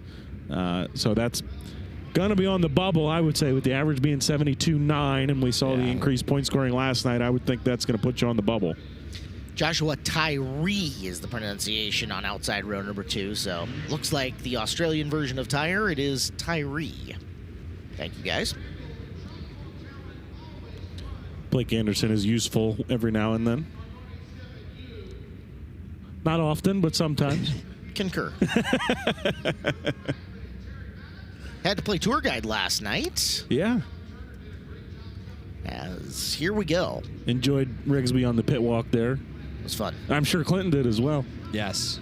I always love seeing Rigsby. Roger Crockett, Caden Brown bringing them down. Here is the second real test for the Christopher Bell Racing team. Christopher passed with flying colors last night, and Caden looking very good, driving back underneath Roger Crockett and into the lead. And boom, like a rocket, shot out, gone here early. Yeah, kind of looked like got tight a little bit in 1 and 2, but made the back straightaway really long, got a full head of steam, launched down the back straightaway, and now just trying to set sail and check out on this one. Christopher Bell probably loving what he sees right now at a Brown. Crockett 2, Tyree 3, and he's the one under the gun for the ascending Landon Brooks. Brooks looking to the inside, but we've got the yellow lights on around the arena. Chad Winfrey, wrong direction in the 321. So 3 laps into this, 5 to go. Caden Brown, average lap times of 11:3:20. Now that number gets flawed when they start coming around and putting pace laps in after the green flag goes, but at speed, yeah, he had wicked quick times. Got a K1 race gear interview. Yeah, Chase Randall had something to do with that. It's a replay, not an interview there, big guy. Sorry. You're right. We're updating My bad. this year. Yeah, it's K1 race gear. It's the replay. They've been the interview sponsor in the past. I want to do a K1 race gear interview with Chase Randall after this and ask him what he was doing. Why is it that when it comes to Chase Randall, things get just things go a little haywire? They get a little wabi-sabi. We'll get her dialed in, hopefully by qualifier time. I will anyway. You guys are good. I haven't done this since last year, so. Fair. Up and running, green flag. Top 3 still Brown, Crockett, Tyree. Tyree trying to hold off Brooks. Brooks with the nose in again in the Matt Wood Racing 57. And there's Nida to the outside with Randall getting involved. Yeah, they want to fight it out on the bottom. Nida thought about creeping to the top. Now here comes Randall. A 4-car battle here for 3rd. Randall will duck to the inside of Nida. Nida trying to go to the top in 3 and 4. Hops up a little bit. Randall will take the spot. Landon Brooks able to finally get by Tyree for 3rd. Don't know about you, Clinton, but I think if Landon doesn't make that move right there, he's in danger of getting clobbered. Yeah, he did a really good job of staying patient, and that's Chase Randall making a really good move to work outside in. And oh no! Up and over goes Nida in the 3 with Tyree in the corner. Caution lights out with 2 to go. Tyree just in a tough spot there. 3 cars hot on his heels and picking them off. You know, the racetrack just not wide enough yet for, to have 4 cars racing in that close quarters. And Nida started in 5th, so obviously seeing Brooks and Randall get by Tyree before he was able to, he tried to. Yeah, I think Nida just feeling like he had to force the issue there. Exactly. The door was halfway open. Yeah, I mean. Here on the K1 Race Gear replay. Good call. Good call. And adding to the iBox Springs flip count? Yes, indeed. That is number 13 here of the event. Alex Rodriguez. It's a lot of mud packed in behind that right rear. Brian, you're down there. If you see anything else, feel free to go ahead. Well, they're hooking the front of this race car up, but I actually don't really see the damage that they're noticing on the front end. It might be over there on the left front. I did notice the shock cover was knocked off, but you're right, a lot of mud packed in there. It damaged the one of the lower body panels as it pushed in. It's all wrapped up. Oh, now I can see one of the bars hanging underneath the front end of that race car. One of the high ends broke. So that may be something to do with the steering there. One of those bars that's broke puts the 3 on the hook. Left front radius rod broke on the 3 car there and keeps the axle in place there on the left side. So it'll be up the ramp for NIDA.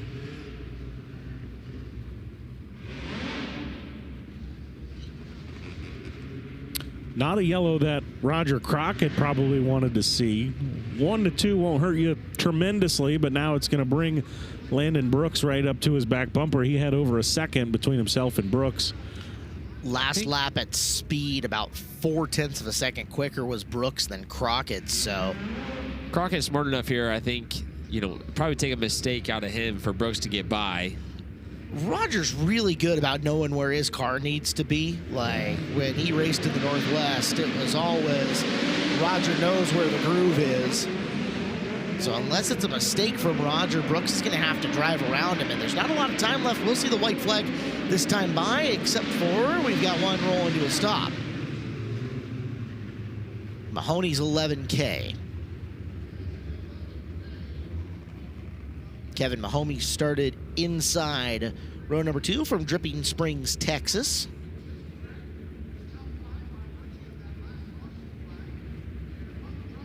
That's a cone. Holy cow. Well, your front straightaway cone got a revamp for tonight. GR8 on the side of it. That's one of Chase McDermott's sponsors. Hey guys, I just want to bet in here. I was able to make my way down to the work area, and Darren Knight and his crew is going to work here on the left front of this car. As you mentioned, the damage, the yellow coming out at a good time, but already we're about to come back to green. So they're still going to go to work here on this mission shift.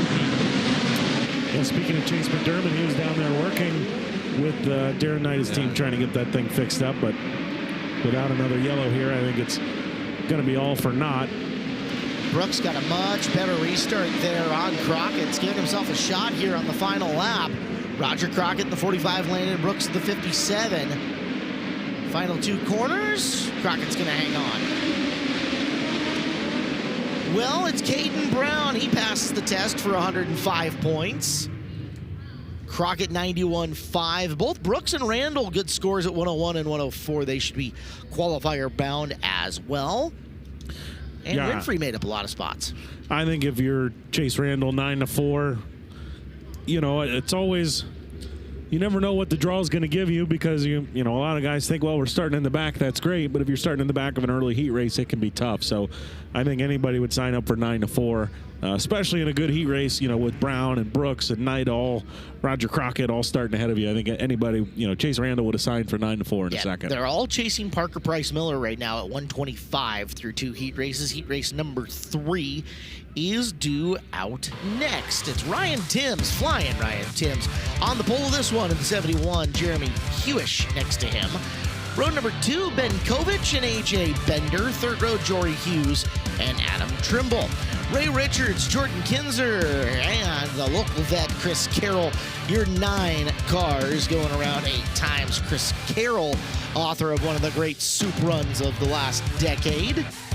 61 total cars passed on that soup run for Carroll back in the day. It was quite the fun time we were having at the Expo on that one. We'll see what he can do. A 9th place starting spot may not be the death knell that we thought it would be here in heat race number 3 coming up. The only hard part for Carroll, we know he loves to work his way around the berm here in the Expo, and coming from 9th, still, again, racetrack better than it's been in years past in heat number 3, but still, I'd imagine Carroll's going to have to get off that berm and try to drive around some guys if he's going to pick up some passing points. Yeah, and I think this is the heat race we'll see, guys start to move and explore, and as soon as they do, that does reopen the bottom lane of the racetrack up. It's starting to slow down a little bit down there, so if guys get searching up top, that can open up a second groove in a hurry.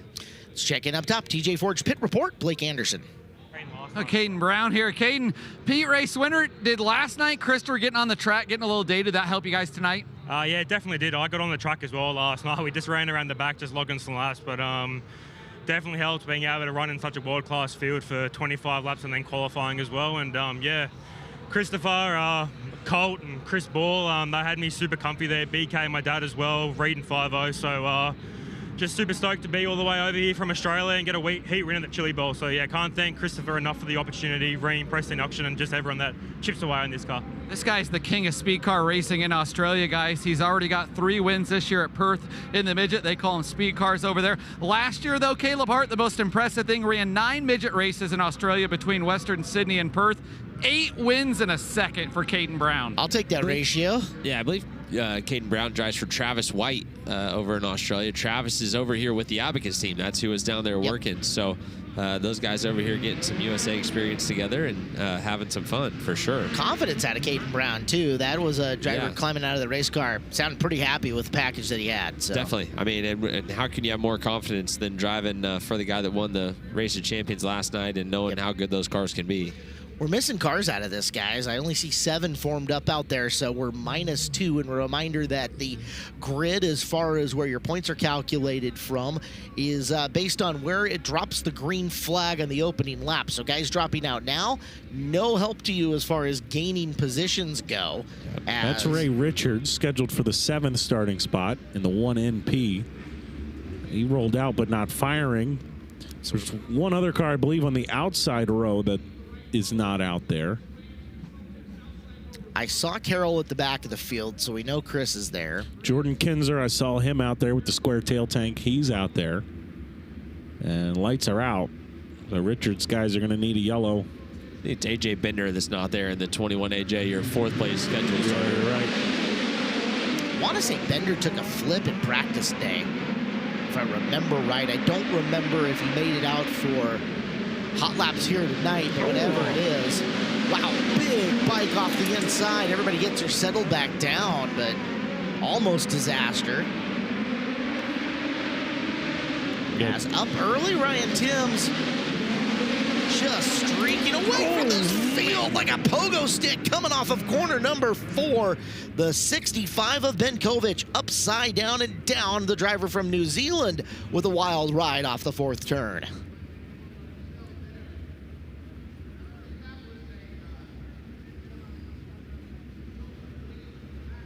Add to the Eibach Springs flip count on that one. Wild and violent off of turn 4. Yeah, good to see him climbing up and out of that thing. Thumbs up from your officials. Nasty ride, just committed to the throttle there off turn 4. Thing corkscrewed on him, and we see that a lot here at Tulsa, especially on these gripped up racetracks. See if Brian can get an interview with him. Shock completely tore apart on the left front.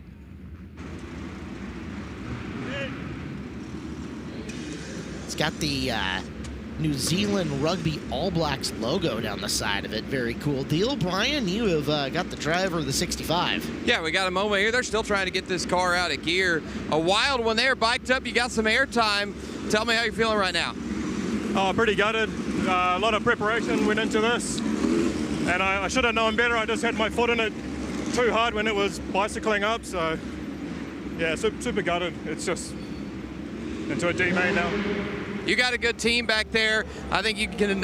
You got plenty of time to get this repaired and come out and see what you can do later on tonight. Yeah. Nah, we'll get it figured out. Guys, good to see he's up and out of the car and ready to go make repairs. You understand that, Glenn? I mean, that's a long trip and a lot of preparation for a lap so far. Truthfully, I don't even know that he biked up. I think when he watches this back, he'll see that just up in kind of that dirty stuff and was over rotated, way too far. Better off just to, bail out of it and take a spin out. But yeah, he'll regroup and try again in the D main, like he said. Well, Ryan Timms out in front.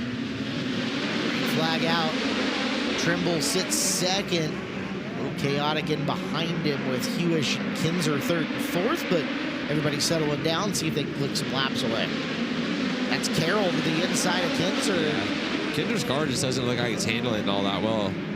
Super rigid and just makes a lot of forward drive, but doesn't seem comfy to get in the corner.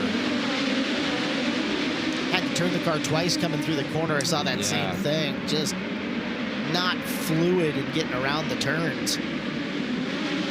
Chris Carroll on the prowl. Carroll is moving forward. he would have got a 7th place starting spot here. So it's not the monster run that we're thinking of. There goes Kinzer working past Hughes to pick up another position. If Carroll can get the 3rd, though, this starts looking a lot better, and he has got Hewish in striking distance coming off the bottom with 2 to go. Yeah, 7 and 3 is worth 106. Would put him in a really good spot right now. Hewish, though, holding firm in that 3rd spot. Ryan Timms is 2 seconds ahead of Adam Trimble. Both of them are clearing 1 and 2. So it's Hewish and Carroll battling here for 3rd off the corner.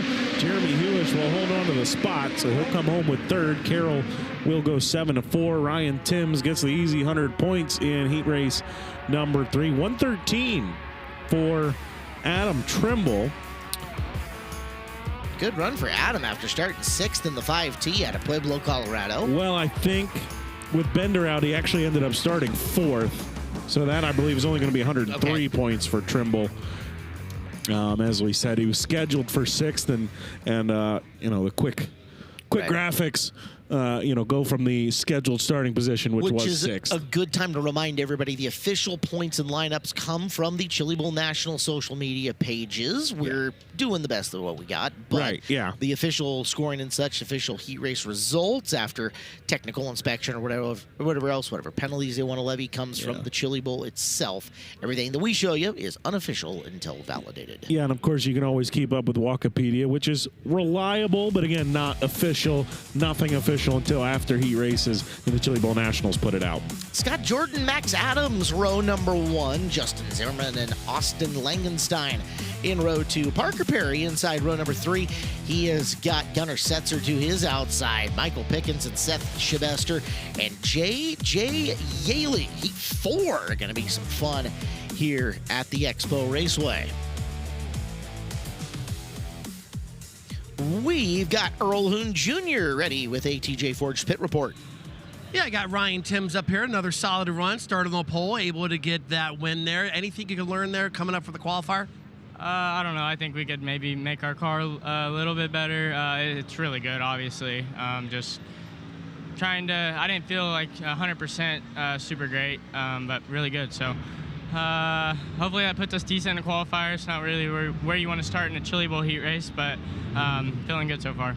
By the way, guys, Ryan Timms, he's one of 2 drivers to win the Tuscarora 50 and the Knoxville Nationals in the same year. Kenny Weld was able to do it in 1973, and a man named Doug Wolfgang able to do it in 1984 and 85. Well, guys, how about it? We're always trying to innovate and find some new stuff, and we are going on board with Michael Pickens, the FloRacing in-car camera up and functional. What a view this is.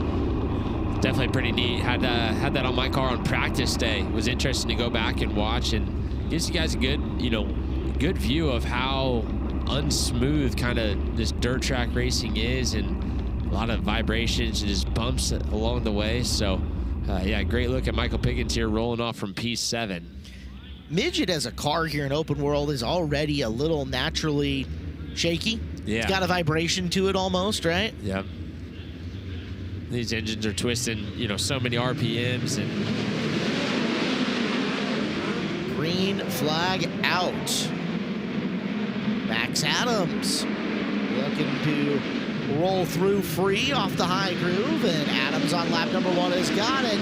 Look at that gigantic traffic jam in and behind him. See Pickens working the low side. We've got cars together, and we'll put one on its side. That's Shibester's 54S. Yeah, Seth Shibester, wrong place, wrong time. No fault of his own, but going to be even more upset when he realizes the front end's knocked out of that thing, and his heat race is going to be over. I think he figured it out. Just slammed the steering wheel against the dash.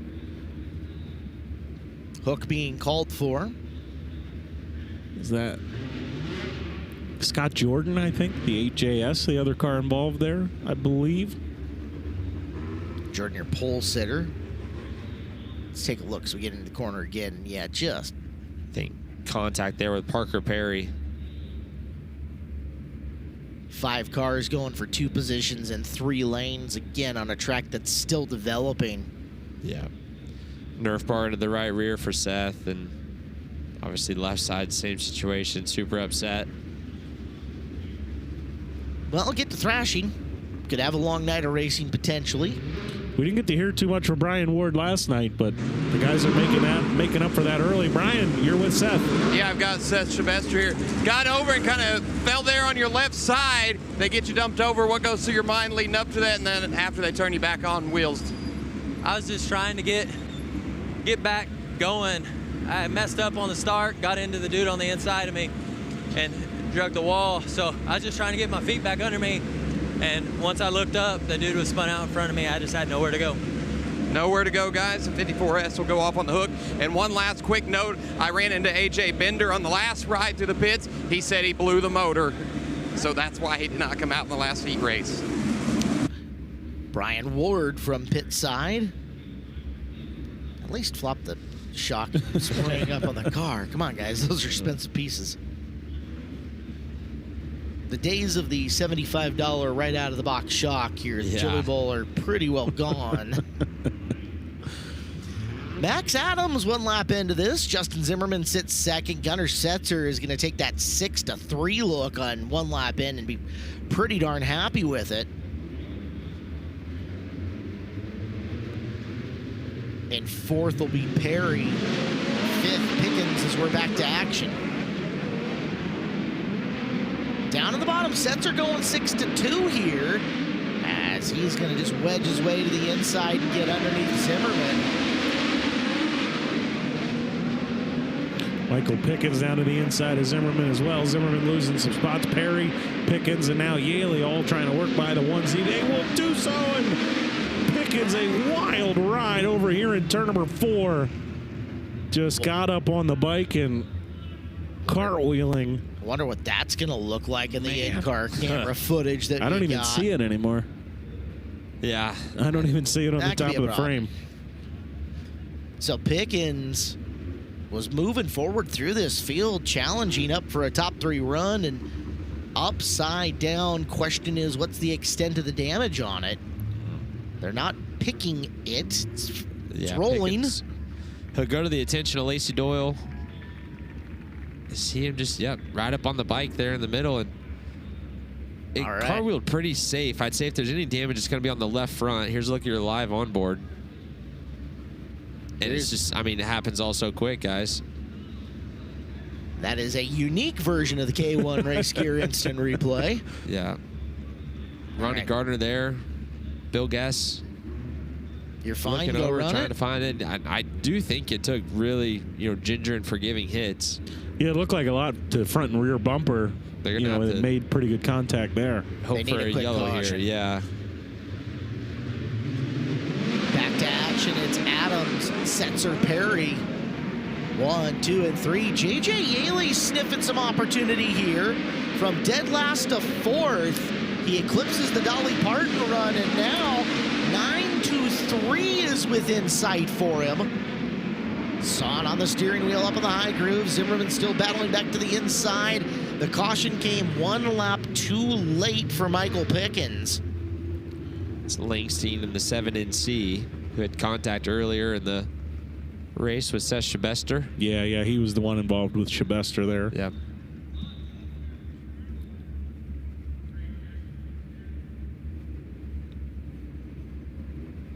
Trying to interpret the hand signals. I was trying to do the same. Yeah, I am not figuring anything out on that. And I think he's giving a thumbs up now. I don't know. It's a special version of sign language that goes on between the drivers and the track workers. It rolls. If it steers and fires off, tag up at the back and get going. We've already knocked out 2 in Pickens and Shabester, so we'll see how it continues on as... Yeah, if you're able to keep going, those 2 guys dropping out now saves you a couple of points. Langenstein started this one in 4th. Your simple math, it's 12 points a spot if you're going forward, right? Correct, I think 7.5 if you're going backwards. Something like that. I think that's right. 6.5 or 7.5. Yeah. So they will. Langenstein, I don't think, was able to get it refired. So they'll push him to the infield, and he will camp there for the remainder of this heat race number 4. Parker Perry doing a good job holding off the former Chili Bowl champion and J.J. Yaley. Noted Parker's really good run 2 years ago at the Tulsa Shootout, running second to Kyle Larson in the winged A-class division. Yep, got the approval to run here at the Chili Bowl, did the youngster. Gunnar Setzer still with a really good opportunity to do something. We got 5 laps left in this. Setzer goes way up high, runs it down the hill, makes up some ground on the steady Max Adams. Adams will hold him off that time around. Yes, Setzer got a little hoppy there through the middle of 3 and 4. Perry opens the door on the bottom for Yaley. Yaley not close enough to take advantage. And now he rides the bike as well. He'll lose a spot to Zimmerman. Turns 3 and 4 right through there has been your problem zone. It looks kind of ripply if you catch one of them wrong. You saw what it did to Pickens, almost did the same to Yaley. Yaley able to save it. Lap and a half to go now. Setzer continuing to hang in striking distance of Max Adams. Adams, though, not giving him an opening. White flag is out. Setzer trying to peek a nose to the bottom here in 1 and 2. Adams motors off at turn number 2 with the lead here on the final lap. Off the corner, heat race win. It was just a paint-by-numbers version of how to win from the pole for Max Adams there. Adams with the W. Setzer 2, Perry 3, Zimmerman and Yaley. Still a good run, but could have been a lot more as we finish up the 4th heat race. Yeah, for a minute there, it looked like 9-3 was in play for Yaley, which would have been worth 116. That would have put him second on the charts. Instead, it's a Dolly Parton 9-5 and 92 points. Still, we'll get him in a qualifier and actually on the bubble for the inversion. Tuesday night average for the invert, 92.4. And I know, Clinton, you're hoping to miss that when you're on the bubble. You know, if you're on it to make the qualifier, you want to get in, obviously. If the invert, though, you want to miss it if you're that close. I mean, it's tough here because, you know, I don't know where you start 7th and have to get into to get over 100 points. But, you know, 100 points is a pretty solid run, I feel like, to it's build not here 1-1. It's not quite the same as a Tulsa shootout deal where you need to maximize that way. Yeah, so 7th, you'd have to get to... Is it 3rd? 3rd would be 106. Yep. So 7-3 is that's a tough run. Right, in a qualifier. 1-1 seems fairly straightforward. Right. So all you viewers out there who are tuned in on Flow 24/7 right now, you've scored 100 points yourself. Way to find us. Yeah. Don't forget, you're going to want your Flow Racing subscription to continue on for the rest of the week. And whether you've got the big screen TV with the Flow Sports app or you're on one of the connected devices, you're looking on your iPad, you're looking on your tablet. Hey, you can even watch on your phone. I'll do it every once in a while myself.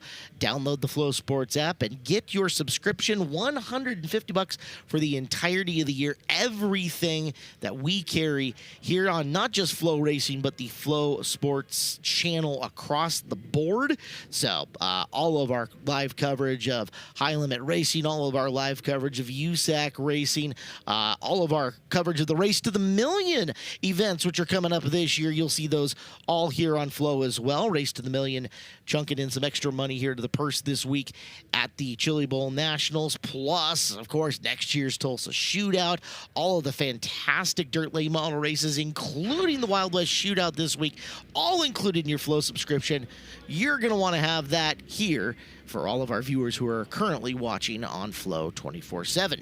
Let's check in. TJ Ford's Pit Report, Blake Anderson. Max Adams' second career heat race win here at the Chili Bowl. You had to earn that one, though. How hard is it to stay patient when you get so many late yellows like that? Yeah, even the early yellows, it was like just one lap at a time. It was lap 1 and then caution, lap 2, caution, lap 3, caution. But just got to stay patient and kind of have to watch the track because it started slicking it up there. By the end of the heat race, I got really free, but just got to pay attention, watch the track, and do your best. I figured the guys behind me were probably coming. I felt okay out front, but couldn't hear anyone, so we'll work on this thing and get ready for the qualifier. Max Adams, an F-main winner back in 2024, trying to lock into his 3rd career prelim A-main and his first since 2023. Thank you, Blake Anderson. Heat race number 5. This is a good one. You're going to want to stick around for it. Casey Hicks and Chad Kincaid on the front row.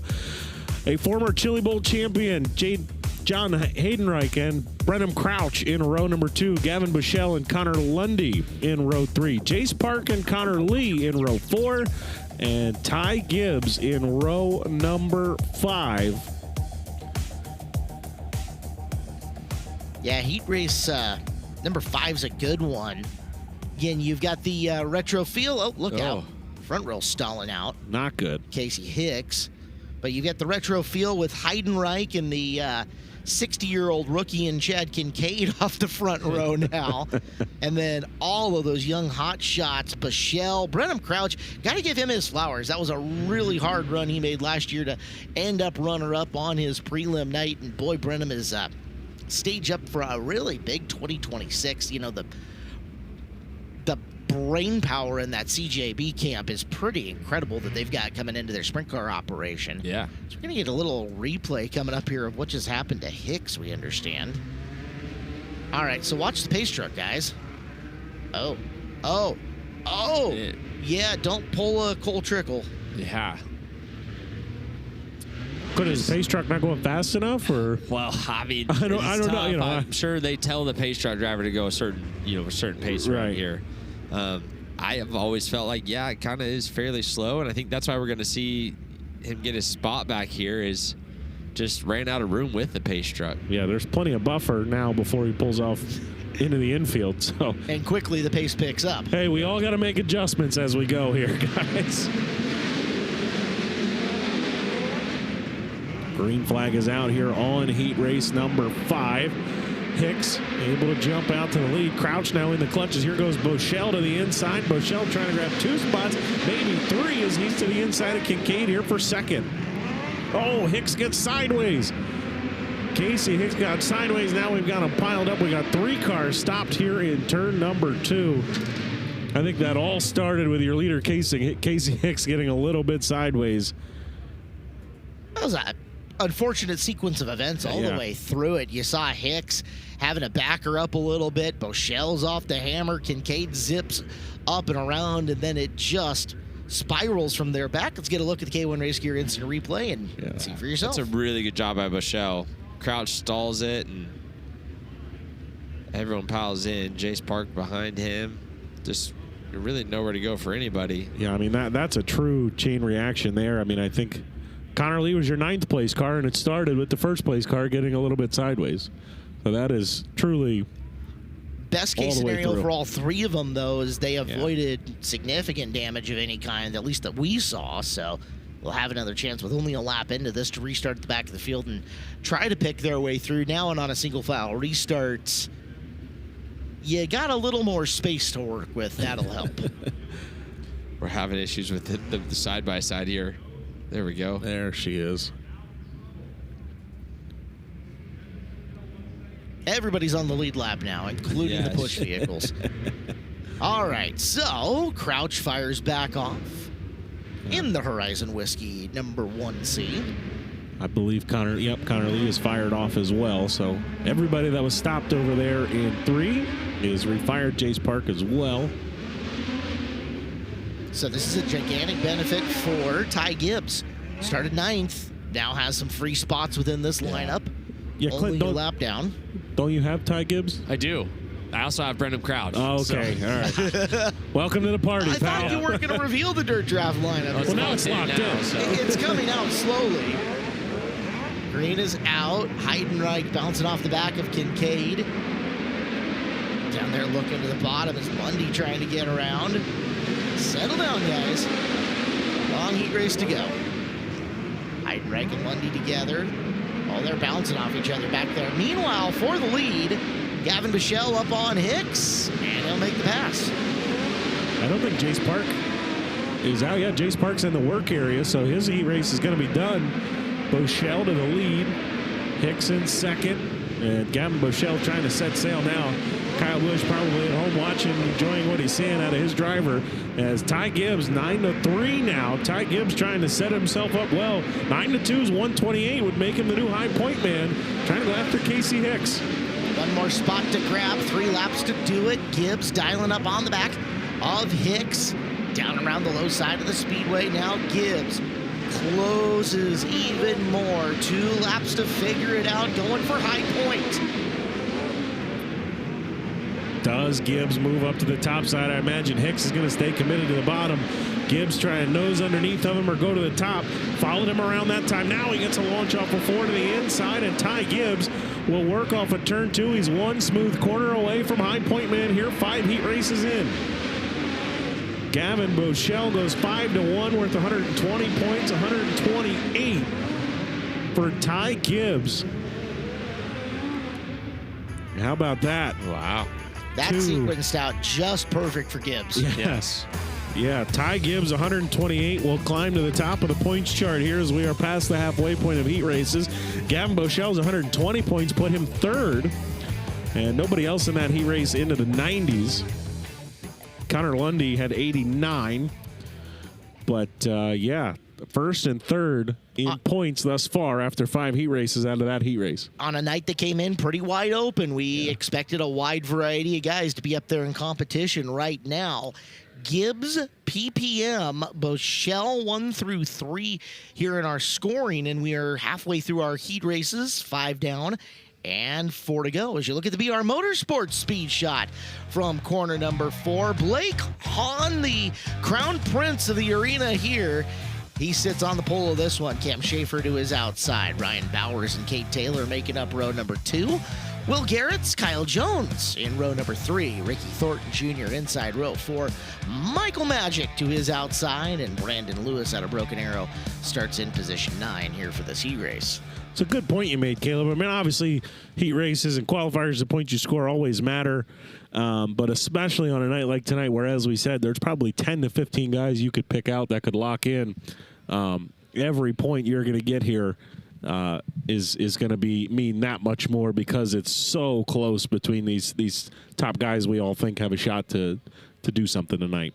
Right. Amongst that group, we had talked about a lot of different guys. You got to maximize every scoring opportunity that you end up having. We'll go on about that a little bit more, but we got to check in with Earl Hood Jr. up top. A tremendous run by this young man, Gavin Boschel. 5-1 run. That's going to put you in the top 5 in points right now, man. Unbelievable. I just told you, you're a hell of a wheelman in asphalt, and I think you found something here on this dirt stuff. Oh, yeah. I wasn't very good in hot laps. Just kind of still getting my feet under me. But no, Big Al is one of the best in this building, so it makes my job a little bit easier. So should be good for points on qualifiers. So be close to the front and try to have a 6-1 run. Caleb Hart, Gavin Boschel is a 3-time winner of the World Series race down at New Smyrna that takes place in February, guys. Having a good career going the pavement late model route. Gavin is... Yeah, he also did. He also accomplished a lot in micro sprints and even in the midget stuff before he really honed in on the late model side of things. Versatile driver, for Definitely, sure. Yeah. Kyle Busch made a good choice for the week. Yep. Heat race 6 on Raceway. Another 9 cars. 79 signing in for competition. Here tonight at the Expo Raceway as everybody gets into position. Do not sleep on Blake Hahn. If he can put this 100 points in pocket right into a qualifier in a nice spot there, and we saw the path last night, get through, start second row your qualifier, get a upfront starting spot, and then perform in the feature, and a lot of good things can happen. Yeah, Kyle Larson, I mean, I didn't feel like he did anything really impressive. I mean, heat race, obviously not flipping was impressive. You want to check that? Anything very impressive at all. Almost flipping his heat race, come from the back. Nothing that impressive. Well, he ended up restarting 4th after that. So, just didn't, I feel like, blew anybody's doors off through heat race and qualifier and ended up starting 4th and obviously rode that to the win. Hahn leads him down the front straightaway. Cam Schaefer with the... Look out, Terry. Hot feet down on the front row. Safe is the call by Kristen McDougall. Ryan Bowers, 55B. Yep. Sneaking around in there. Wing sprint car driver from Minnesota. Returning to the Kuba family roots of midget racing. As Ryan married Joe Kuba's daughter, Anna. And, wheel stand with a little extra there at the end to help finish her off. One more time from the turn 1 cam. Hooah! Didn't hit the cone. Nope. Yep. didn't go below the cone or did not pass before the cone either. It's like you've heard me say that a time or two. Yeah. At every driver's meeting you've ever been to. Yep. So we'll reline these guys up.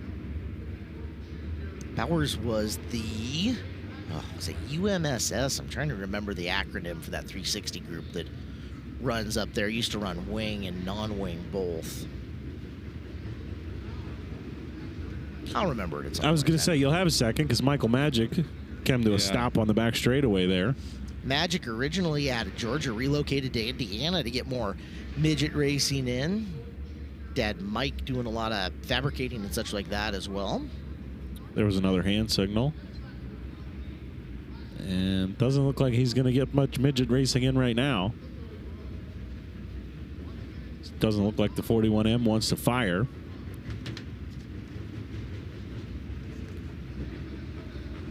And yeah, he is going to make the right turn into the work area. And right up the ramp. Magic. The 8th starting position, again, as we talk about, it is from where you take the original green flag, which we did take, but with Magic starting in 8th, nobody really there to gain anything of consequence. As we are green, second go at it.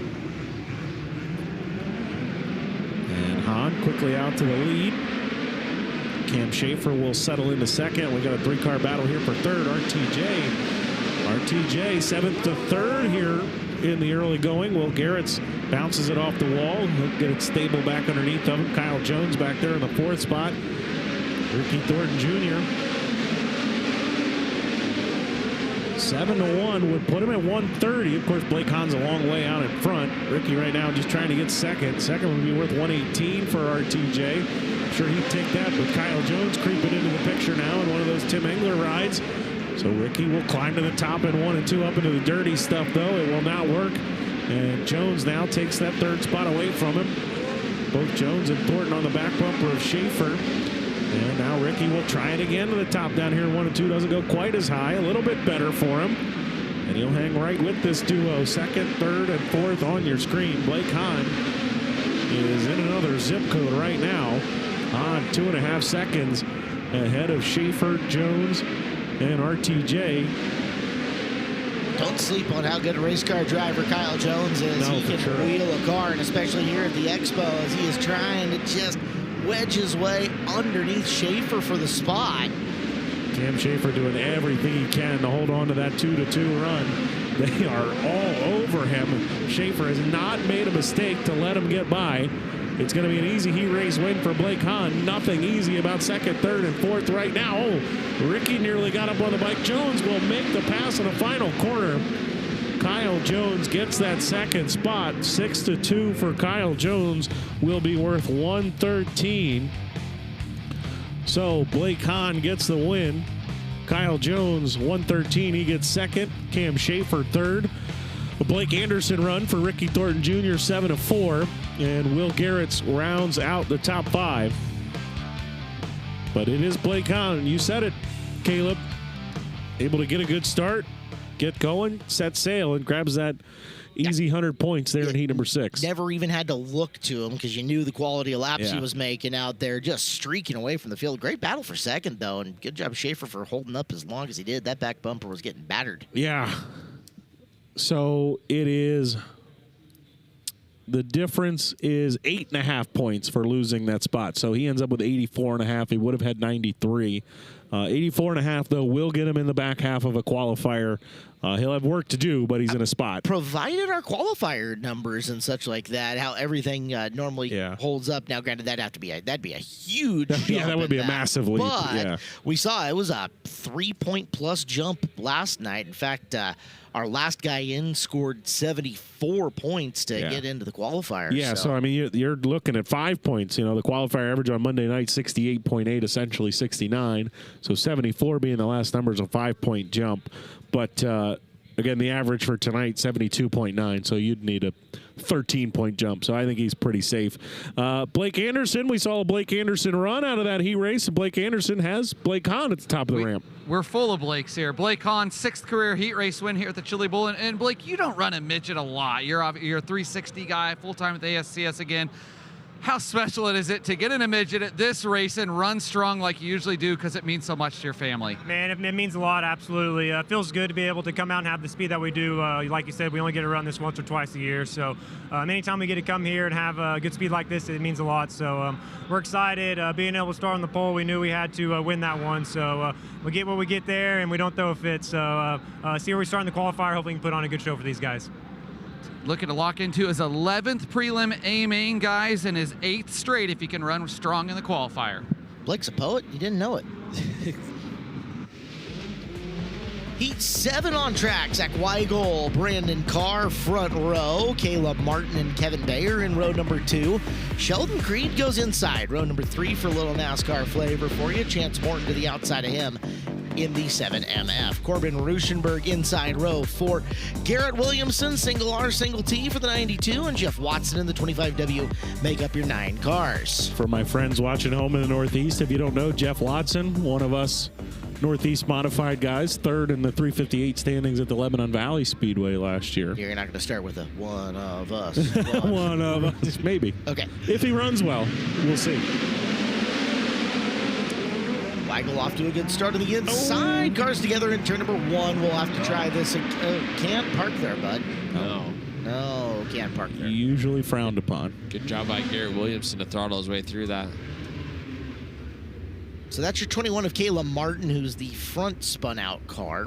That is, I believe, Chance Morton, the 7MF, the car with the left front lodged up on the top of the K-rail there. I think we got lucky that that left front wasn't more lodged underneath the fence and in between the guardrail, as we'll watch it again here on the K1 Race Gear Instant Replay.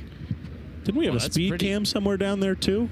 Yes. And the VR Motorsports Speed Shot going to show us it one more time as well. The speed cam was lucky too. That was about 10 feet further into the corner.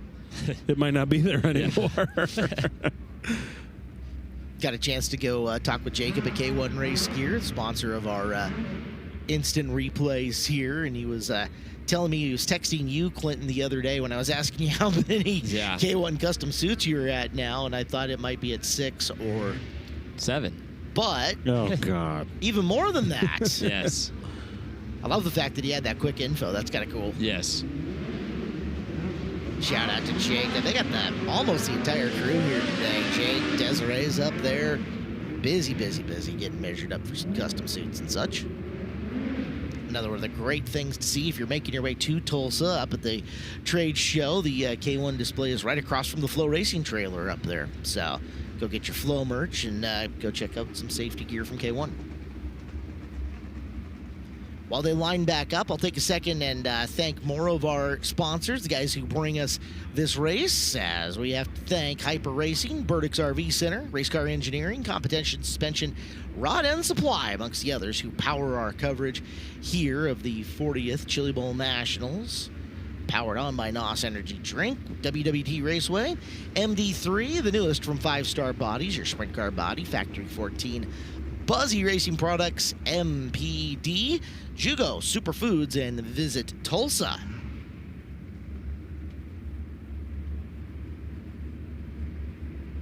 Lights out. Second try here of heat race number 7. We need to get some action rolling here again.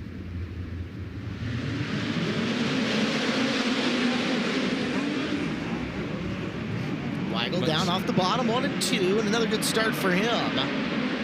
Trying to drive away Brandon Carr in a Keith Koontz Motorsports entry here this week. He had an interesting shootout. Now following Weigel into the corner, half a groove lower than he is. Almost showed him a nose, but Weigel denies him that time out of the second turn. Yeah, Weigel kind of got the launch there off the corner and able to shut the door on Carr's run. Carr trying to keep coming after him. Corbin Ruschenberg able to slip underneath Sheldon Creed. So Ruschenberg up into the 3rd spot now from the 7th starting spot. Shuffles Creed back to 4th. Again, Corbin shaking off a lot of the rust. Again, he has dropped 10 pounds in the last 30 days due to illness and injury. He is is working his way back in here. First competitive laps in a while, and here we are at the halfway point. Good point scoring run for him. Sitting in third, and see if he can make up any ground on Brandon Carr with now 3 laps to go. Yeah, Weigel had that pressure from Carr early, but he has settled that down and driven away. 7 MF of Chance Morton trying to come back through the field. He makes a move on Jeff Watson for the 7th spot. Now he's got Garrett Williamson just ahead of him. You wonder if any of the contact there as Williamson tried to throttle through bent anything in the front end. Williamson hasn't really made too many moves since that opening lap yellow as the white flag is out for Weigel. Zach Weigel making this look awfully easy. Your Ohio-based driver will roll hard out of 4, and 100 points in pocket later, Weigel takes the win. Across the line, he is your second highest point scorer, is Carr, and then Ruschenberg for 106, putting it in after the heat race. Much different racetrack than we saw last night, guys. This thing is fairly bottom dominant still, with the top of the racetrack looking like there should be moisture up there, but it's just honestly too dirty and I think dry. It's kind of a false reading up there. So these guys starting to kind of figure that out. I think for the 2 heat races before this, I think, heat race 6 and 5, they probably thought that top's going to be coming in. We can go do it, and just never worked out for those guys. And now we're starting to figure out, okay, it's just not there. There's no sense in us even trying. I feel like 2 of you have been watching. I mean, the top of turn 3 is probably not worth, one of those, the juice isn't worth the squeeze, that's even if you do get a run, Yeah, that's no man's zone right now. If you want to add to the Eibach Springs flip count, try the top of 3. Exactly. Yeah. Which is going to make this really fascinating here in the next 2 heat races for the guys starting in the back who need to move forward. They're either have to race their own groove in or muscle up and start beep coming through. Yeah. Austin Wood, Dayton Shelton, Hank Davis, and Zach Dahm in that second row are really good starting spots here for this. Devin Camfield, Trent Way, Mark Daly, and Troy Betts making up the lineup here. 8 cars, 8 laps. First of the 8-car heat races, guys, as it's been 9 all the way up until now. Yeah, you guys talked about it, the increased car count. I mean, we had some 7-car heat races at the end of towards the end of heat races yesterday, and just now getting into the 8-car heat races is Earl Hoons at the top of the ramp with the TJ Ford's Pit Report. Thank you, Chris Moore. You got Zach Weigel up here. We were just talking about the track surface. The guys were also talking about it down at the booth. And it looks like it's going through a little bit of a transition right now. It looks like the bottom is going to be the preferred line. Yeah, man, I've never seen the bottom hang on for this long. There's still a bunch of juice right through the center. I think we can get a little more speed out of the car. We missed the track just a tad, but just thankful for Pat O'Dell for giving me this opportunity. It's a great piece, and I'm excited for the rest of the night. Zach Weigel is a past winner of the Fireman's National, guys, at the Angel Park Speedway. Thank you, Earl. And you heard it there, Clint. He said that one of the problems is the bottom side still has a lot of juice, and it's not maybe necessarily the top isn't there, just the bottom's still too good. Yeah, I mean, and that's true. We see, a lot more moisture on exit than we saw last night. You see the kind of the black starting to shine through there in turn number 4 where your push truck's rolling through. But, yeah, the bottom's not necessarily going away near as fast either. So there will come a time that balances out, and all of a sudden the bottom does slow down enough we can make runs on the top. Do you think, I don't remember last night after heat races if they did much work, but I'd have to imagine they'll have something going on after these heats. They actually did that real big chew up that they got down into the middle with the Lele Rotera, if I remember right. After heat races last night. The difference being is that the bottom was both slick and clean at that point in time. Right now, the bottom's slick and dirty. Yeah. Right rear tires are right in crumbles, for lack of a better term, Clinton. Yeah. No, I definitely agree. It's kind of a dirty crumble up top and not necessarily building in any sort of cushion like we saw last night. So track crew will definitely go to work after these heat races, I'm sure, and try to tilt that top and start creating a cushion around the top side of the Expo. These 8 drivers, hey, you got the track you got. Got to make something happen with it. Let's see who can get excited and go forward. It's an excellent start off the inside. A little too excellent? Well, might get bailed out by one spin into a stop in turn 1. Yeah, Hank Davis. I don't know what you guys are talking about. Went right to the top in 1 and 2. 17C of Devin Camfield, the car stopped there. Even to that point, I felt like Hank Davis didn't really go anywhere when he went to the top. It brought Zach Dahm straight to his left rear. So yeah, Hank Davis is going to be gifted the front row here. And hopefully he can take advantage of it and just stay on the bottom. Here's a look at your K1 Race Gear replay. And Hank shoots to the top. You see how far Zach was behind. And then all of a sudden coming out of corner exit, they're side by side. So yeah. Unfortunately, we didn't get to see if there was launch for Davis to get a run down the backstretch with the yellow. Some of these drivers are going to have a long memory, too. Some of them are going to go all the way back to heat race number 1 when they saw Kyle Beilman get in, kind of in through that middle and catch some character and send the car wonky and go, I don't want any piece of that yet. Especially if they're looking in on it and it's not really well run in surface at this point. Correct, yeah. We are missing a car out of this heat race. I believe Trent Way, the 9NZ, who was scheduled for 6th. I believe the car not out there. And, well, it worked out better for Davis this time. They all kind of moved up for him, and Davis will muscle his way underneath to the lead. And now, boy, these 6 cars are log jammed behind the 27F of Austin Wood. And Zach Dahm will go to the top, driving up alongside him here into turn number 3. Dom's got really, really good power. I don't know that upper groove was truly better. I think you just have a really good race car there that Zach's pedaling around and got into the spot. Yeah, and excuse me, it's the 2MD of Mark Daly who's not out there. Way is out there is Troy Betts. Betts started this one. Problem for Austin Wood, he's into the infield. We saw issues for him in hot laps as well, so that'll be the start of a long night for him. Betts started this in 7th. He's now up to 3rd. Solid run for the Mid-Atlantic Sprint Series 305 champion up in the Northeast. Mr. Trent Way making a big move there in turn 4. Getting crafty. It's a hard contact battle behind him. Yeah, Camfield getting by Shelton. Shelton got the backup alarm on right now. The 77S back to 6th with just 6 cars remaining on the racetrack. Hank Davis, there he is, that Matt Seymour Racing 29S machine. He's got about 2 seconds back to Zach Dahm. You're going to look at the points right now. 111 for Betts, 110 for Davis, and 103 for Dahm if these positions hold here in the final lap. Oh, I don't think Hank's in any trouble. What do you think? Comes off the corner. Margin of victory here in this one. Get out the sundial. As 2.154 seconds to Dahm. 4 seconds then back to Troy Betts in a dominating performance. I gotta say for Troy Betts, he's a longtime Chili Bowl attendee, has not made a prelim A main yet in his career. Good opportunity for him after that heat race. 111 points has got him in a good spot come qualifier time, but I'm going to double check that, but I'm pretty confident he has, many times he's been here, has not made a prelim A main yet, but had a great year with the 305 Mid-Atlantic Sprint Series, won the championship and several races up the Bridgeport Motorsports Park did Troy Betts. So having probably his best year in a sprint car and now trying to parlay that into something here at the Chili Bowl that he hasn't done yet. Yeah, longtime competitor here. It'd be nice to see him make a prelim night A main and have some success here in the building. Yeah, good guy, too. We got to talk to him last year during some of our pit walks, and, yeah, he has not made a prelim A main yet. So, like I said, trying his best year in a sprint car, trying to turn that into his best year here at the Chili Bowl right now. Momentum translates coming into this building, so... Yeah. Watch and see what he can do with it. Briggs Danner talked about it. Won his TQ asphalt feature on Friday night in Allentown, and one swing, and he might have beat Kyle Larson last night. It was close. Had a shot. Yeah, I thought it was interesting to hear him say he thought about last year every single day for 364 days. Racers have a long memory. It's not uncommon. Yeah, I got about 5 years worth of I've been thinking about this. TJ Forge Pit Report with Blake Anderson. Hank Davis 3-1, 4th career Chili Bowl heat race win. Check 1 down. Hank, how things feel? You dominated that one.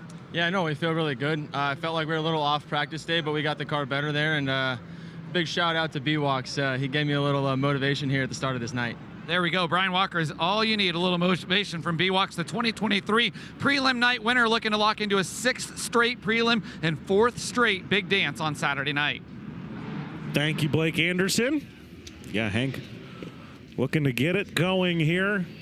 Try and grab prelim win number 2. And, you know, when he got it a couple years ago, it felt like that was the big win for him. I feel like this year he's looking at winning tonight and then trying to do it again on Saturday. Yeah, it really opened up Hank's career, too. He spent a full season this year running wing sprint cars, and I think all that translates into momentum and, just feeling good. Before that, I don't know that Hank necessarily was racing full-time and full-size cars. So, yeah, we're moving on to heat number 9, our final one. Yeah, final heat race of Warren Cat qualifying night here of the Chili Bowl Nationals, powered by NOS Energy Drink. Luke Storer, Miles Tomlinson, Zoe Pierce, Trent Dixon, Cy Lynch, Jonathan Beeson, Dalton England, and Drake Troutman. Troutman going to be fun to watch here from 8th, the late model star, with an opportunity for some passing points, and now he's just hoping the right front on that race car is okay, as the 8J of Jonathan Beeson.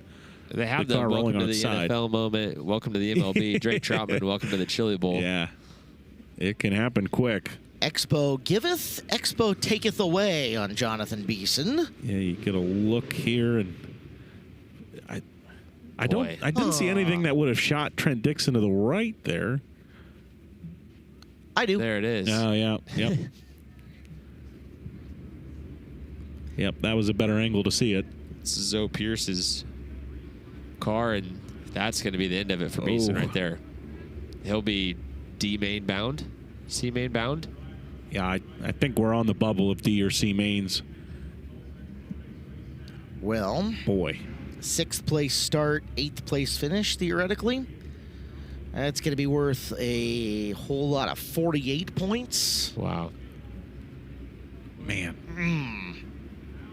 You don't even make it to the start-finish line.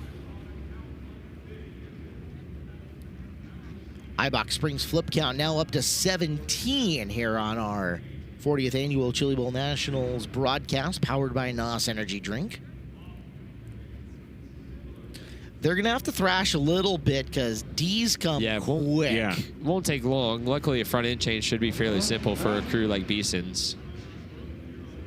Yeah, they're probably already up there with the tools ready to go. I feel like Jonathan probably is going to have the right mindset, is the kind of guy who can have the right mindset about this. There are drivers who would look at that starting spot, take the expectations that Beeson had, have that happen, and it would wreck them. And it would be hard for them to pull out of it. I think Jonathan's got a good viewpoint about how racing goes sometimes, and if anybody's going to be able to just flush this and start moving forward, he is one of those guys. Yeah. We're down to 6. Yep. And depending on how we score that might be the difference between 6 to 8 and 6 to 7 for Beeson. Yeah. So. Well, Trent Dixon's the other car who was not out there, so I would imagine it's going to be 6 to 8 for Beeson. Back to green. You got Cy Lynch trying to make that extreme outside work down in 1 and 2, just not there yet. He'll lose a couple of spots. Troutman able to get by. He could be everybody else's best friend and go race himself a groove right now. And the rest of the pit area would love him, unfortunately. Cy Lynch turned around in the 7M, just overcooked the biscuits in turns 1 and 2. Yeah, it's just not there right now. Like I said, it's just so dirty up there. Yeah. Is his left rear down just a hair? Definitely running lower air pressure. I'm going to guess that's probably like 4.5 pounds of air. 4.5. It looks soft.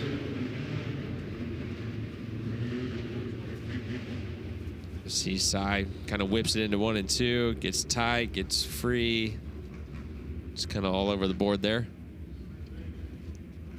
Tried to get up if he could carry that momentum, and there's something to grab onto up there. That would have been perfect. Just not right now. Not in the cards for Cy Lynch. Yeah. I know Cy also was questionable to race today, battling some sort of illness, just flu, stomach bug type illness, and so there is something going around. A number of people have caught it. Our thoughts with Tyler back in the hotel room again. Yeah. Jordan flu game here. Cy didn't find that one. Well, fortunately for him, he still got time. Only 1 lap complete. Cy started this in 5th, and with just 6 cars out there, he can get ahead of maybe 2. I mean, that'll be good for 84 points and put him in a qualifier. But Clint, you ever find it funny how you never hear about a LeBron flu game? Oh, here we go. He had the cramp game in the finals, conference finals a couple of years ago, or several years ago. Never heard of it. Back straightaway battle for 2nd, as you've got Pearson England getting after it. Zoe Pierce, the 2CP, and the Shannon McQueen ride. Down, running around the low side, Dalton England. He's from 7th here out of Springfield, Illinois. 7th all the way up to 3rd. It's a good point scoring run for him already. Yeah, grabbed the free spots with the wreck there on the front stretch on the first lap, and now trying to work on Pierce for this runner-up spot. But again, as we've seen, bottom side where you want to be. Pierce just trying not to make a mistake and open the door. It's starting to get to the point where if you get your right side too far off the bottom, it's slick enough that you'll skate and you can drive underneath it, but nobody willing to move up to take advantage of, somebody skating down there on the bottom. It's going to be something like that where Pierce got in, had widened the entry just enough and couldn't pin the low side, where England's got his chance. However, Pierce recovers, gets back to the throttle just in time with 1 to go. Yeah, final heat race coming to a close here. England continuing to try and pressure Zoe Pierce. Luke Storer is going to get the win. No problems for Luke. Pierce will hold on to 2nd. Dalton England, Miles Tomlinson, and Drake Troutman, your top 5. Point this out, Chris, because I can't remember the last time this happened. That is Australia 1-2 in the heat race. Yeah. Cool finish for cool finish for our Aussie friends. Way to go, guys. As Storer and Pierce, uno dos, there in the final heat race of the night. I believe that Storer's 100 points, he's going to be the only one in triple digits out of that heat race. 8th to 5th for Drake Troutman gets him 99. And the 3rd to 2nd for Zoe Pierce will get 98. But Storer's going to be the high point scorer out of that one. Kicking myself because I had Storer on my dirt draft team and I dropped him last second. So and he was a steal on there too. The second guessing is what's going to get you there, Clinton. Yeah, that's all right. Donnie Ray Crawford Memorial Foundation 2-seater is out giving a ride here at the moment. If you guys are coming down to the expo, be sure to sign up to get yourself a chance to be inside the Donnie Ray Crawford Memorial 2-seater. It's a good time. Well, how about it? Unofficially, Ty Gibbs is our hard point man out of heat races. Assuming he didn't have any problems at Tech. 128. I don't know how many people would have bet that coming into the night, but certainly off that performance from the heat, Ty was very impressive. We know he's got the talent. There's a good look at how dirty the racetrack is. You can see the small spray of dust that kicks up behind the car and just spinning. And you can even see the 2-seater hanging out. So it's kind of what you talked about, right? Even though it's brown, it doesn't seem to have moisture to it. Right. All right, we got to check in our final TJ Forge pit report from our heat race winner interviews. Earl Hoon Jr., who you got? Luke Storer here, able to win the final heat race of the night. All smiles from you. I mean, looks like this track is going pretty bottom dominant right now. So when you're starting on the pole, how big of a smile and how much are you licking your chops? Yeah, pretty much. Yeah, we're a bit worried with the pill draw starting off the front, but yeah, really happy to capitalize on it and get the win. And yeah, just a big shout out to the all the Second Opinion Auto team. They put in a massive effort, and yeah, there's a lot of people. Wayne, obviously the car owner, and Dan and Patricia for all they do. Yeah, so it's a massive team effort, and obviously yeah, Elite Pools and Outdoor Living for all they do, and yeah, all the other partners on the car. Luke Storer capitalizing on that pole starting spot, guys. 1-1, 100 points. You said that, Chris Moore. By the way, Storer is a Chariots of Thunder Sprint Car Series champion in Australia. Earl, thank you. Good job up top, guys. Well, at this time, we invite our audience watching on FloRacing 24/7 to continue on with us on FloRacing on the Flo Sports app, where full coverage of today's event streams live wherever you guys are watching in. Find that Flo Sports app if you've been watching here on Flo 24/7 with InFast. We appreciate you guys being here. Flo Sports and the FloRacing tile has got you the rest of the way for D's, C's, qualifiers, B mains, and tonight's 30-lap A main event on Warren Cat qualifying night. Our coverage will roll on. A timeout here on the app. We hope you guys on Flo 24/7 will move on over and continue with us. Our coverage from the 40th annual Chili Bowl Nationals, powered by NOS Energy Drink, continues after this timeout on FloRacing.